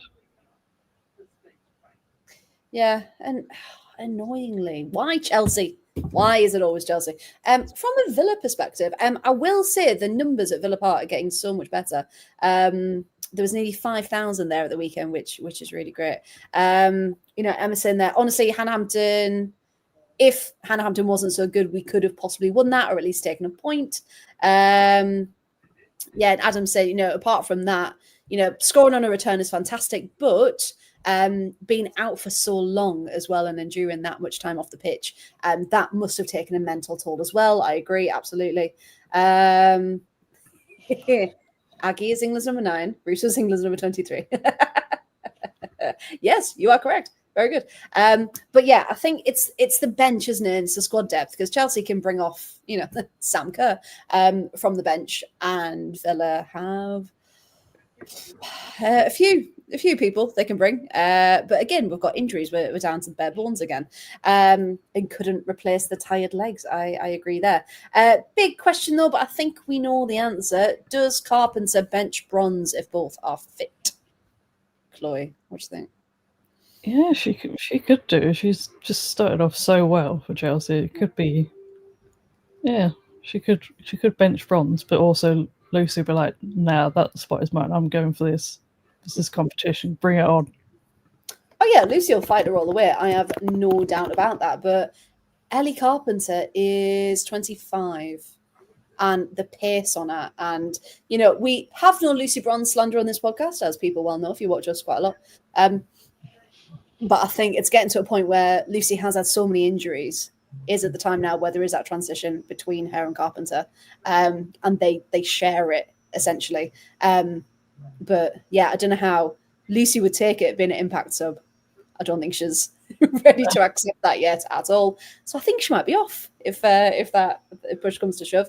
Villa needs a stronger bench. 100% agree. Should have had a word with Carpenter. Oh, could you imagine the steal if Villa got Carpenter in January? That'd be incredible. Simon says yes, Carpenter does bench bronze. Yeah, Niamh Charles was an awkward one, wasn't it? She landed funny on her ankle, and it's during the play anyway. Villa were getting down that side, as Simon says. But yeah, Niamh landed funny on her ankle, and you just anytime there's an ankle or a knee, and we'll talk about Millie Turner in a minute as well. And you just think, oh, there's so many injuries going about, and you just really, really hope everyone is okay. But yeah, Villa could have done much, much more. The finish from Ebony Salmon was incredible, as we've said. And just, yeah, so many missed chances. And I think that's what Villa need to work on. But again, if you compare them from previous seasons, doing so much better. If you look at the stats, though, I know obviously goals win games, blah, blah, blah. Possession was 55-45 to Chelsea, which is pretty good. Shots, Chelsea had 18, 6 on target. Villa had 15 and 4 on target. So again, there's nothing much in it there. Both goalkeepers had 3 clear saves each. Fouls committed were pretty much the same.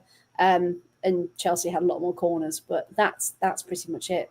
The rest of them are pretty even. So yeah, give it a bit more time, I think, and Villa can really do some damage. But if they could have nicked a point, that would have been incredible. Now then, in our group chat, Rosie sent us something, didn't she, that she wanted us to discuss? And it was essentially a tweet that said, because there's no automatic relegation this season, has it given some clubs the green light, or at least the idea that actually they don't have to invest as much? Because, Paul, this really came to light with Leicester and Liverpool this week, the 2 teams that we've identified since, our previews that were probably going to struggle. And that was a 1-0, and it was an okay header that got the winner. But do you think it's all a culmination of the clubs just really aren't putting anything into their women's teams, or what did you think for this one? I mean, it was not a bad game because, firstly, and I know I have bias here, but Shannon O'Brien being sent off for apparently getting mildly annoyed at a decision was an absolute shocker. Like when I saw she'd been sent off, I was like, that's weird, because Shannon isn't normally the type of person who might attract a red card. And then watched it, and it's literally Jenna Clark steps across her, and there's a bit of mild pushing and shoving, which is given as a free kick, and Shan turns around and goes, "You what?" And then the referee keeps going, and then decides, "Oh, I'm going to send you off because you're still complaining." Yeah, and it just escalates from there. And that was 56th minute. 56 minutes. And then a couple of minutes later, horrific defending by Liverpool. Absolutely horrific. If you watch the goal, it's an Emily Van Egmond header. Yes. And she is the one Leicester City player in the box, as you'd expect from a team down to 10 men. Yeah. 10 players, excuse me. Just, instinctive. And she's the one Leicester player in the box. There are 4 Liverpool players in shot when she leaps for the ball, and none of them are within about 6 feet of her. Yeah. And she literally just drifts onto the penalty spot and kind of stands there and goes, "Here I am." Yeah. And the cross comes in, and you just see 4 Liverpool players kind of turn and look and go, "Oh, crap." I'm sure we have defended that. Yeah. Yeah. Because this Liverpool can't are bad. be. Sorry, Nessie. Liverpool are bad. Like, genuinely. They shouldn't be bad because of the names they have, but they are bad. Do we think it is pretty much down to the manager? Because last season, we know Amber Whiteley's still there, of course, and so that part of the team's still there. But what else could have happened that is that bad? Apart from losing Olivia Smith, and we said last week, didn't we? She was the source of most of their goals, so they do need to source from elsewhere. But yeah, what do you think's happening? Because they're not. I don't know, because they don't have bad players. Like, no. if you look at that Liverpool team and you just run through the lineup, you've got third choice goalie in not Frank Kirby. Why is it listed as Frank Kirby? Faye Kirby. Faye Kirby, there we go. Yes. Faye Kirby, who is third choice goalie, which is just weird because of the whole Borgrafer thing going on. But then you've got Grace Fisk, we've talked about loads, obviously. Gemma Bonner, vastly experienced WSL title winner, England international, etc. Jenna Clark, who's a current Scottish international. Gemma Evans, who is kind of... I think Gemma Evans is the problem, not because she's a bad player, but because she's cursed. Because every team she's played for just goes either bad or gets relegated. Like, poor Gemma. We believe in you, Gemma, if you're watching. But in front, you've got Fuka Nagano, who is obviously an incredibly good Japanese international. Cornelia Kapoc, who's Swedish international, very, very good indeed. Marie Herbinger, Austrian international. The Scottish Sam Kerr, Scottish international. Mia Enderby as well, who is very, very good indeed. Beata Olsen, who is a Swedish international, who's kind of very quietly appeared signing for Liverpool. And then you look at the players they brought on: Sophie Roman Haug, Liang Kiernan, Risa Shimizu, Kerry Holland. You know, these are not bad players, are they? No. These are internationals. So much quality. And they just can't get anything out of the bag. You know, Nessie's saying that, you know, Enderby's good in spurts. I agree. You know, can be a good impact player on a day. Fuka's great, like you mentioned. But yeah, they sold Libby Smith for around about £1 million, and they haven't invested that back into the team. And people are saying, oh, well, it's coming in installments, blah, blah, blah. But you know it's coming. So even if you take a loss initially. Also, they're Liverpool. And also Liverpool. Who, you know, are one of probably the richest football clubs in the world. Yeah. At this point. And they can't commit. You know, everyone was saying everyone was doing the really, really boring, tired things that Man United fans like to do whenever they're criticised, which is, we get criticised more than anybody else. And Man United sell newspapers. It's like, get over yourselves. But Liverpool probably should get more stick than they do. I think it's... Unless you're saying that, is it time to slate Liverpool? Yes. Yes, absolutely. Any team that isn't investing, yeah, you're on blast. Absolutely. You are one of the best teams in Europe by far on the men's side, and they set the standard in England. Yeah. As a men's team, and are very proud of it. And they're being overtaken by Everton, which is full credit to Everton. Incidentally, that's not. But how, as Liverpool owners, can you look at Everton and what they're doing and not think maybe we should at least match our deadly City rivals? Yeah, with the amount that Everton are doing, I doubt anyone who then cared about that competitive nature went, should we probably do a bit something else? Should we? And that reminds me of another WSL graphic, awful graphic, that said, there's only one Sam Kerr. Well, it's two, isn't there? So, and that's what everyone else commented, going, well, you're wrong. Josh, we're winning the league. Hey, sell that optimism, mate. Sell it, absolutely. Yeah, Adam said they're a weird case. They invested big once, went from bottom to winning 2 WSLs, and then just gave up. Yeah, and clearly a problem about them not caring about the women's side. We know what Matt Beard said. I think we mentioned this last week, didn't we? And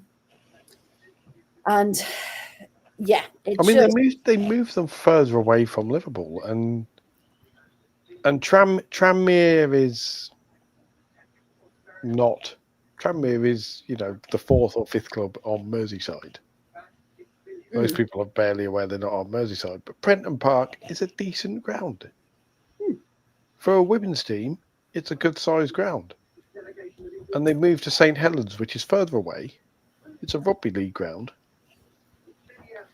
Yeah, it was an interesting choice, wasn't it? It's not in a football area, so you're not going to get the locals coming to watch or anything like that. It's a very weird decision to make. Yeah. And you want these clubs to just have someone to come in and go, right, starting again, we'll scrap it, and someone that really cares for the club. I will say, Adam, though, with Tranmere, did you have to climb up to the press box because you need climbing boots and crampons? when I commentate there, it was one of the first away stadiums I commentated at, and lugging things up there is just. You can see it's a proper ground because you can see over the roof of the opposite stand. You can see all the terraced houses behind it. It's like good stadium. Well, Nessie has a question for us. Who will be gone first, Taylor or Jocelyn Pressure?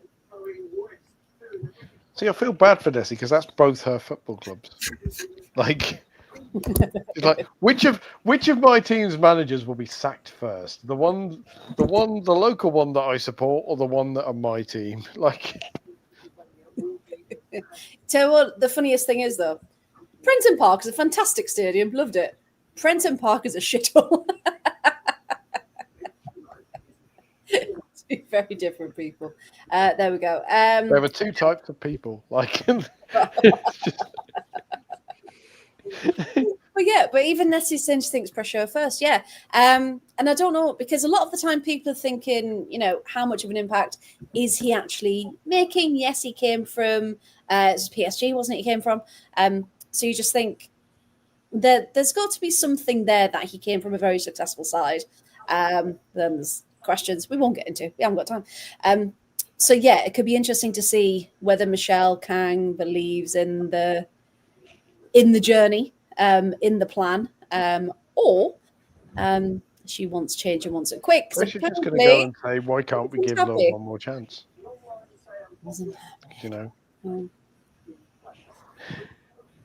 Oh, Paul. Right. So really disappointed from Liverpool. They really pull the finger out because Leicester. I mean, the header was nothing special, but hey, it's got them 3 points. In all seriousness, though, if we're sat here at Christmas and Liverpool is still down there, they need changes. Yes, yeah, and they need someone at the club to go, we need changes. We need to look at this. So then Gareth Taylor said something about, we came in late, so we didn't have time to get things the way they wanted. So. I don't know. Who's out there though for London City? Who is going to come to a empty football club and be sold on the project?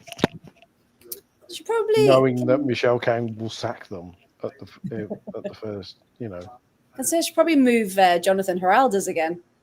But come on then. Wait, Jonathan, you're moving to London tomorrow. I mean, you've blessed London City trying to pretend they have some history by going to play at the Den, and they play Chelsea. I was going to say, we'll talk about that, but that's not gonna lie, I had to Google that. I had no idea where that was. It's very weird because there is a Millwall Lionesses. Yes, yeah, there is. That's the thing. Trying to claim that is. If there wasn't, it's a whole MK Dons Wimbledon situation. It's like MK Dons women going, we're going to go and play at Plough Lane. No, you're not. But I will say it's got a 5-star review, the stadium. Service is a bit slow on the bar, but there's lots of toilets. There you go. So people going to that game. I mean, to be honest, anyone who's ever been, there's probably lots of toilets because anyone who's ever been surrounded by Millwall fans as an away fan probably needs them. Like, well, as Adam said there, LCL binned their history when they're separated from Millwall. Yeah. So why are they trying to claim something that technically isn't theirs that they've separated from? Emma saying Phil Neville needs a job. oh, please, God. Imagine. Could you imagine? Oh, that would. Nessie, you think it's bad now? You wait till you have fantastic Phil turn up. Oh yes, with a PH. Fantastic Phil. With a PH. Now there are 2 more games that we have yet to talk about, and then we will be finished. Everyone, two more games, and funny enough, 2 identical scoring games. I was going to say, Adam, absolutely not, but maybe that's quite a good pairing, the 2 of them. But again, that's a different podcast. So West Ham, despite all odds, actually went ahead through a goalkeeper error. Oh, it's very, very funny. Yes. So everyone in the chat, get your thoughts in for West Ham, Arsenal, and London City, Man United. We will be talking about those momentarily. So this comes then, doesn't it? So Friday night, both games with Man City, Brighton, of course, and West Ham kicked off at the same time. It was annoying. And it was the 5th minute that the own goal went in. And you just think, could that have been a moment where it's like, oh, is this how the game's going to go? Like, just incredibly... and you could just see Van Domselaar's face going, oh, what has just happened? That should never have happened. But Paul, you thought it was funny. I think Dafty Van Domselaar's overrated as a goalie. I mean, I have said it for a few years now. I did. In fairness, though, I did also see what Adam makes because it was beautiful football. It was beautiful to watch. First time I've ever seen Arsenal and gone, yeah, that's beautiful to watch. But you know, we joke about it and we say it was a horrific bit of goalkeeping. Yeah. Which is the kind that, unfortunately, certain elements of football fandom will jump upon and go, lol, women's football, that. No, but it didn't halfway Arsenal up, didn't it? To say the least. Yeah, no, it did, absolutely. And you think maybe, that's one of the moments where Arsenal not switch off, but there was the space for that ball to actually come in. And, unfortunately, when it's goalkeeper versus ball, it's very 50-50 on what actually happens. But yeah, you can just see it in slow motion on the replay, can't you? How she's like, yep, I'm gonna get it.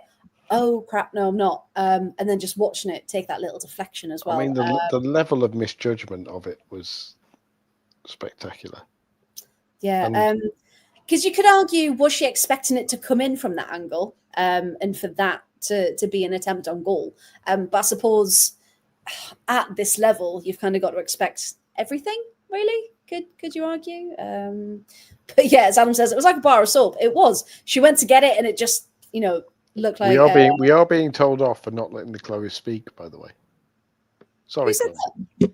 I'm just letting you talk about your game. Like you're just there vibing. Like I've had my turn. I'm good. But no, it's not turns. It's everyone. It's everyone coming together. Edward, mate, they have every right to butt in at any moment. We have let them both speak. You can tell he's new. I was going to say, Ed, literally, it's a free for all, mate. It's a free for all.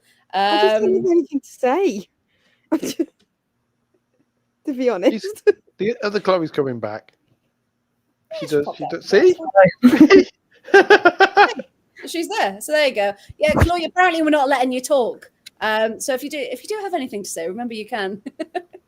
If you want to openly mock Daphne Van Dunselaar, feel free to join in because that's what we're currently doing. No, I'm going to jump in at Caitlin Ford's 100th goal. Okay. I was going to say, I was teeing Chloe Bear up for, Fake Fan FC coming back into the game because Arsenal, of course, so they've gone 1-0 down, 5th minute. Then Fridolin Hudson-Monum in the 21st minute gets the equaliser, and it stays like that until half time. Now, I don't know what Renee said to them in the dressing room at half time, but yeah, Chloe Bear, some cracking goals followed, didn't they? What did you make of that second half Arsenal team? Completely different, weren't they? Completely different team. I love Renee Slegers. I'm just going to put, I've said this multiple times. I love Renee. I want to be her friend. I think she's great. I don't think she's been in charge. Adam, can you help me fact check, please? How long has she been in charge? Is it 5 months or something like that? She hasn't been in a full year, but what she's done is incredible. And, Caitlin Ford, 100th WSL appearance. I was really confused about this because less than a year, thank you, thought it was. Look at what she's done in like less than a year. Like, she's amazing. No, Caitlin Ford, 100th WSL appearance, because that really confused me because I was like, she's already been over 100. Like, what's that about? WSL. And cracking goal. Fantastic goal. Really loved the goal. But Caitlin Ford, love anything Caitlin Ford, so I was going to love it anyways. I just think that was a completely different team that came out the second half, and I'm also a little bit obsessed with that white kit. I can't lie. But, like, it's really nice, annoyingly. Yeah. But I just have a question. Did the shorts not clash? Like, we saw, because they were both wearing burgundy shorts. Like, what was that? Yeah. Was that not an issue?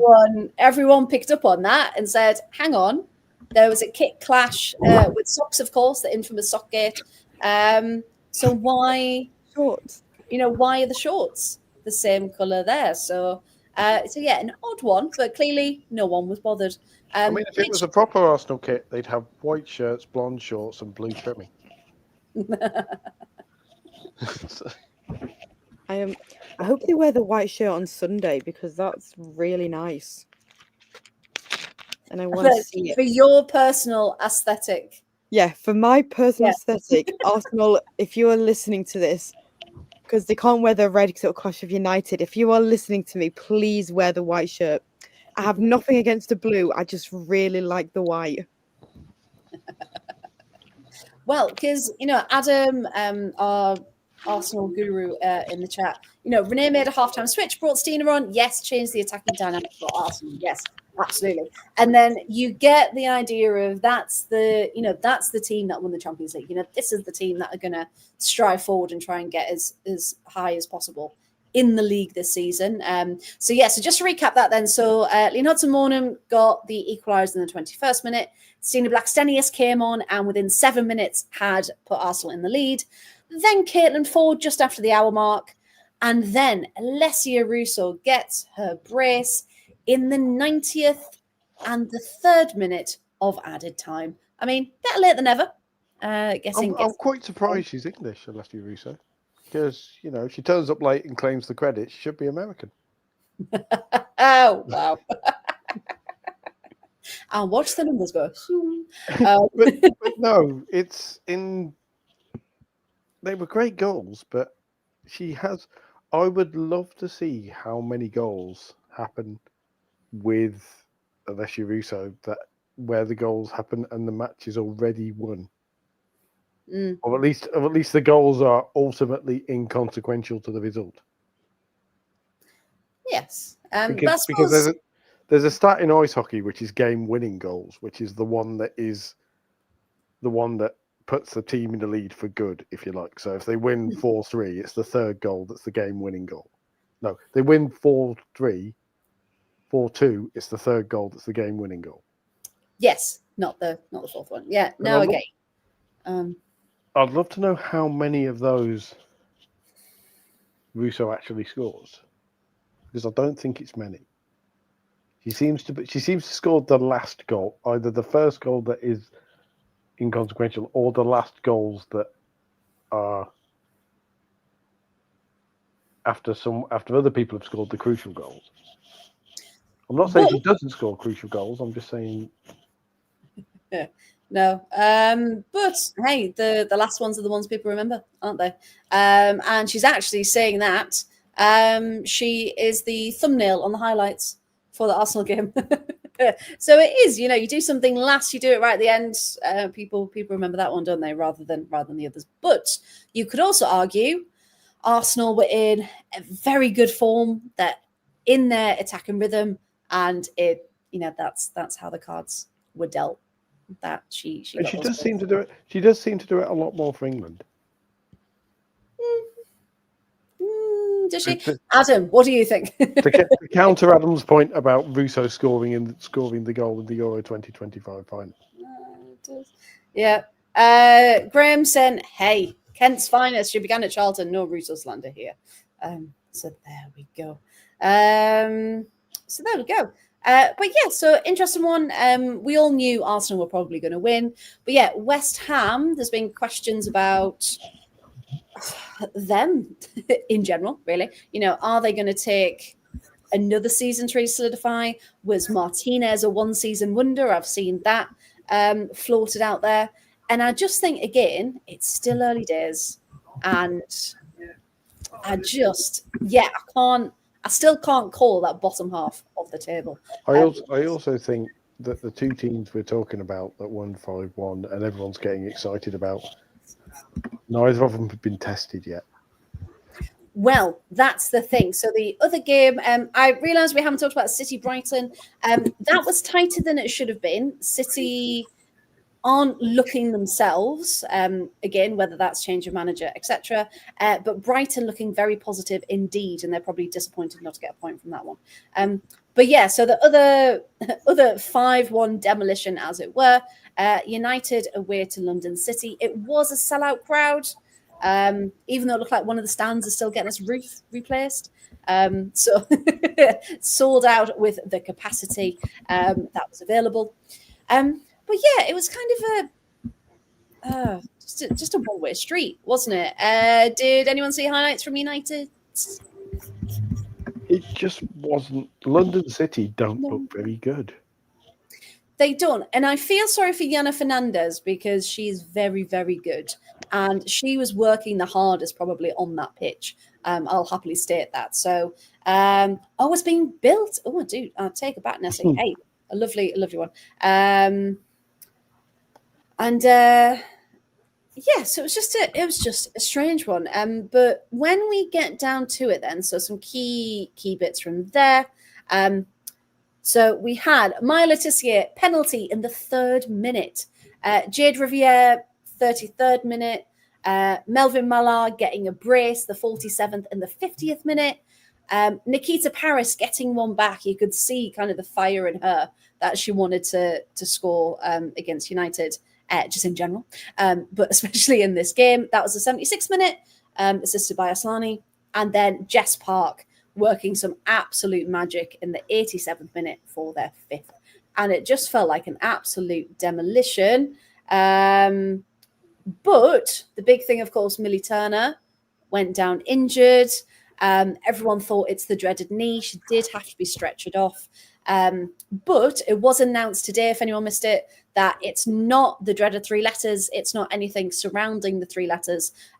But they think it might be a kneecap or something like that, which again is still very painful. But they're waiting further results. What makes me laugh about that game as well is if you go on actual investment, Man United are probably the underdog by some way. Oh, yeah. Because would be, compared to that investment. Melvin Mallard was a free transfer. Bizet was a free transfer. Mm-hmm. Jess Park, undisclosed. Miyazawa was free. Elatoon was free. Olme was free. Sandberg was a few quid. Fallon Tullis-Joyce was the most expensive goalie in history, but, apparently they never invest. Jade Riviere, Maya Letitia. But the amount of transfer fees on that Man United squad is probably about as much as brought Katie Zalem. or about as much as might have brought Saki Kumagai in. Yeah, I do still rate Saki Kumagai. She made some cracking clearances this game. And yeah, it's very much, we all said, it's going to take time. They're not going to, if they hit the ground running, that's going to be incredible. But the fact that they're probably not, let's be realistic. But, as people in the chat are saying, all of the media are going, they're going to disrupt, they're going to do this, they're going to do that. And they're not. Also, Elena Linari already being dropped is interesting. Yeah, I'm very, very surprised, considering again her quality and her experience. So yeah, it's really, really interesting what they're doing, because already they've got a -7 goal difference. They've had 9 against them, scored twice. So it's not great, and they currently are at the bottom of the table. Yeah, and Saki's had 3 good games for London City. She can't last the 90. No, I agree. So maybe she can be.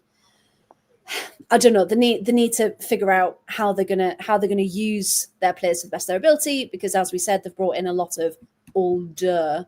It's a calamity centre back partnership, because Alana Kennedy is not WSL standard, with all due respect to her now, probably. And Saki Kumagai can't last 90 minutes of a WSL game. Yeah, it's the names like we mentioned. We are getting complaints in the chat. Apparently, we can't say anything good about United. 9 goals scored in 2 games, 1 conceded. Against London City and Leicester. Which comes on to our next point. They haven't been tested yet, and neither have Arsenal, really. Because what we're going to come to next are the games of this weekend. Man United have an incredible defensive back line. They really, really do. Letitia got me incredible points in fantasy football this week. Saying you can only play who you're in front of. Yeah, of course you can. It's only match day 2, though. So, we're gonna comment on what we also they lost to a team who was managed by a guy who got 1 WSL win with Crystal Palace, and was generally considered one of the worst managers ever to coach in the WSL. Yeah. That's what we said, Ross. We said Arsenal haven't been tested either. We are being fair across the board, we like to think. But the whole point of coming up to this was the test is this weekend between United and Arsenal. I love that Adam and Chris are already putting their predictions in the chat. It's incredible.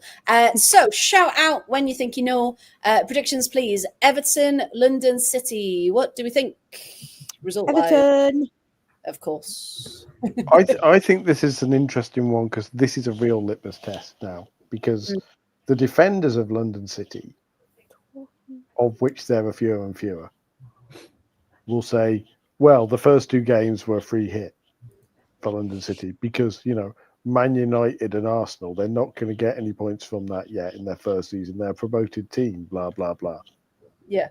You could have tried. Whereas if Everton beat London City, which is eminently possible, then if you're a London City fan, you start going. But it's interesting how Nassi was saying that fans were treated like crap by London City. It's almost as if billionaires buying your club and throwing money at it isn't actually a good thing. No. And you need to remember, the people who've been there since the beginning, whether it's, 10 people, 100 people, 1,000 people, it's, it's the proper fans that you want to do this for, not the people who you've got to try and persuade to come and be fans. You need to respect them properly. But yeah, kind of very conclusive in the chat that Everton are going to win. We've got a 3-0. We've got 2-1 from Chris. 2-1.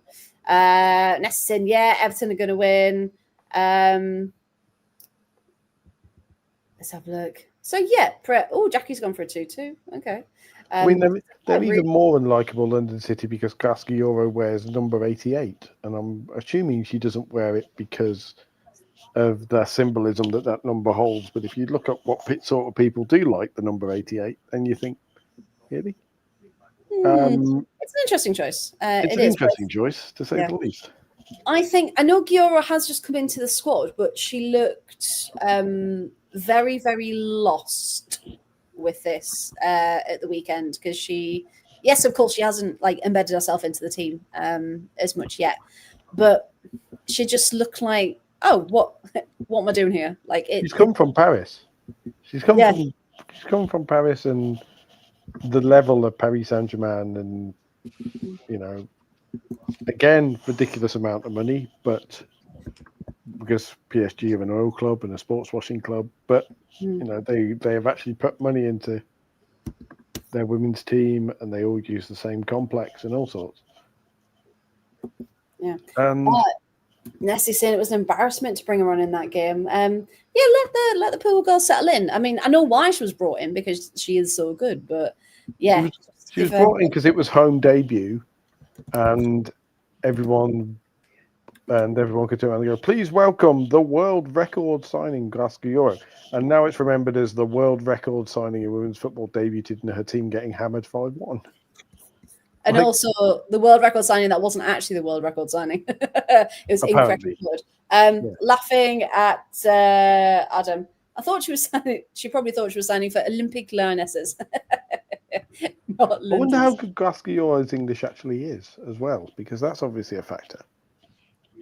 Because Jocelyn Pressure, I can speak to her as a fellow French person, but I would imagine she might struggle a little. No, because there's not really any French in that team, is there? A lot of Spanish American.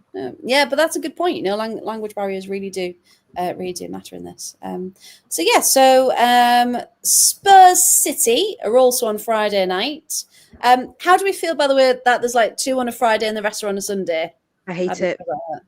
That's a bit naff, isn't it? So we've got Spurs City. Chloe Bear, I think you want City to absolutely smash Spurs after the weekend, right? 100%. We've got a 1-1 draw. I think that's a narrow win, but I couldn't tell you which way. Interesting. Tony's gone for Spurs 3-1. I guess I don't think they'll score that many. But yeah, I think it might be tight again because again, City really need to step up. Martin Ho, if you listen to Man United fans, that they said all the stuff that Man United did that was good was Martin Ho's influence.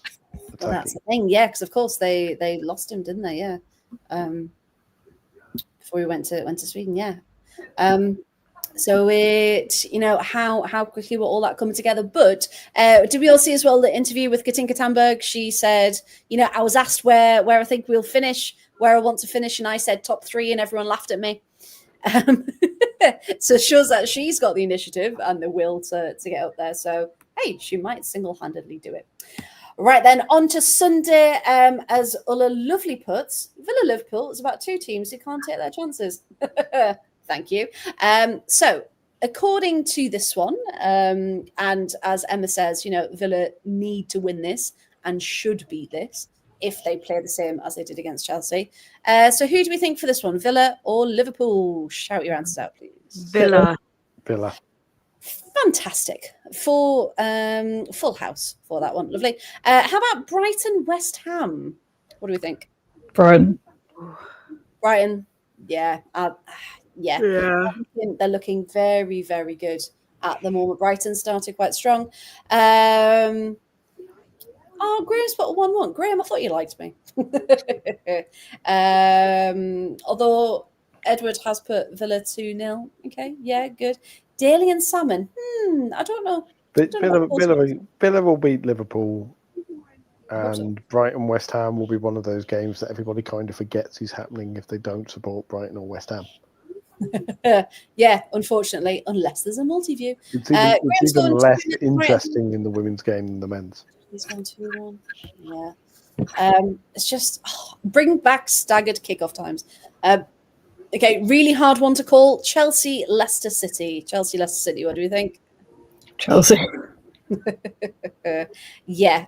Hey, if Leicester City can win that game, that would bow down to that result. But yes, is looking like Chelsea for that one. And again, got some massive scorelines in the chat. So thank you everyone for submitting those. And the final one, everyone's talking about, teams that need to be tested. It is this one at the lovely kickoff time at 10-3. This is Man United versus Arsenal. What do we think? This is the game. Adam's saying, winding up Arsenal. This is the game Arsenal need to send a message. Yes. More so than Man United, because Man United aren't really expected to win it. Arsenal, this is the game where they turn around, and if Man United win it, everybody goes, "Oh, hold on." Whereas if Arsenal win it, it's all right, Man United, back in your box. Yeah, so depending on what happens, the attitudes change completely. Although Adam's saying, Arsenal haven't actually won away at LSV since. If Man United win, the hype will be unbearable. Agreed. That's the problem. If Arsenal win, everybody will go. That's Arsenal showing their undoubted class and their undoubted ability. Mm. If Man United win, the hype will be absolutely unbearable, because certain sections of the media are absolutely desperate for Man United to do well.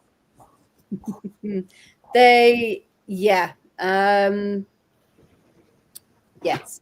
There's a little bit. In the sense, there is a desperation that for Man United to break into that top three, so people can.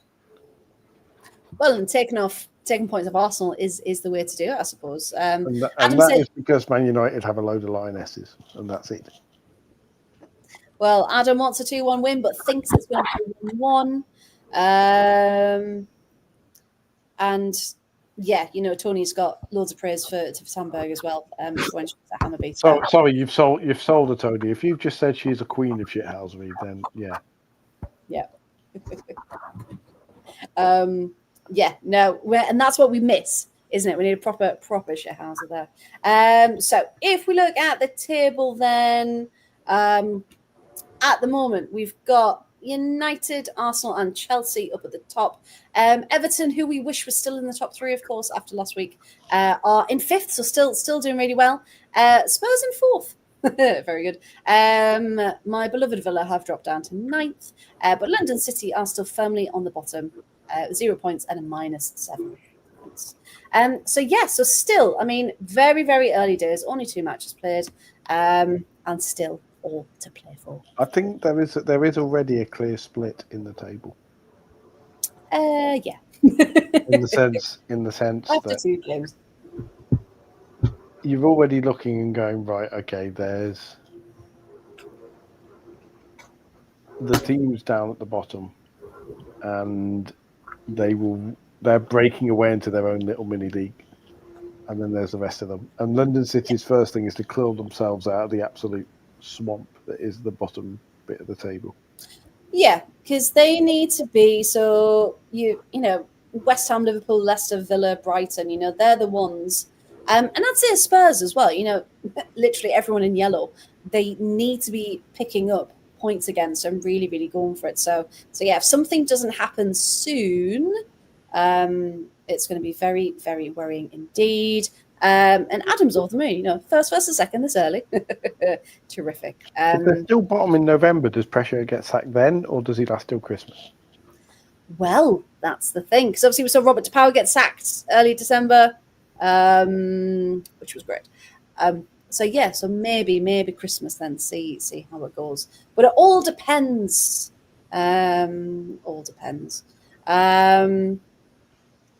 Paul, you rattling people in the chat, which is quite funny. So what we'll do then, it would be funny if they hadn't heard it all before. It's your classic United complex. You have the relevance since 2017. That's the trouble. And before we start any more fights on the internet, we are going to go. So that has been our roundup of WSL, WSL2, and everything in between. We've also got in the Serie A Women's League Cup, again, the first league trophy, new one in Serie A. We now have the 4 finalists. So we've got Lazio, Inter, Juve, and Roma. Somewhat predictable. That's a depressingly predictable set of 4. But hey, there were group stages. They won. That's been happening the last couple of weeks because Serie A isn't back until October. Okay, so quite a late start compared to everyone else. So that's been going on. There's a new French cup as well, the Coupe LFFP, which I said in my best French accent for everyone. So that's between the first and second division, so very exciting there as well. And of course, we mentioned the Champions League qualifying happening as well. So all to watch this week. Imagine though if we're back here next week and Man United are out of the Champions League and they've been thumped by Arsenal. I mean, I can imagine some good head loss and some bad head loss if that happens. But to do all that, of course, you need to know where to follow us. So we are live, well, not us in particular, but the podcast as a whole are live 4 nights a week. So Monday, you've got your non-league show. Tuesday, you've got your Premier League. Wednesday, you've got us, the lovely women's football show. And on a Thursday, you've got the lower league show as well. You can see all of our handles that I know all of you lovely people do follow already. But if you don't, across the socials you use the most, do give us a like, share, follow, subscribe, etc., for all of the latest news. And remember, to our lovely members, thank you so much. If you are interested in becoming a member, there are exclusive interviews, videos, sneak previews, emojis, anything you could possibly dream of for a membership. So yeah, do go check that out if you're interested. But yeah, thank you all for joining this evening. It's been wonderful, lovely to catch up.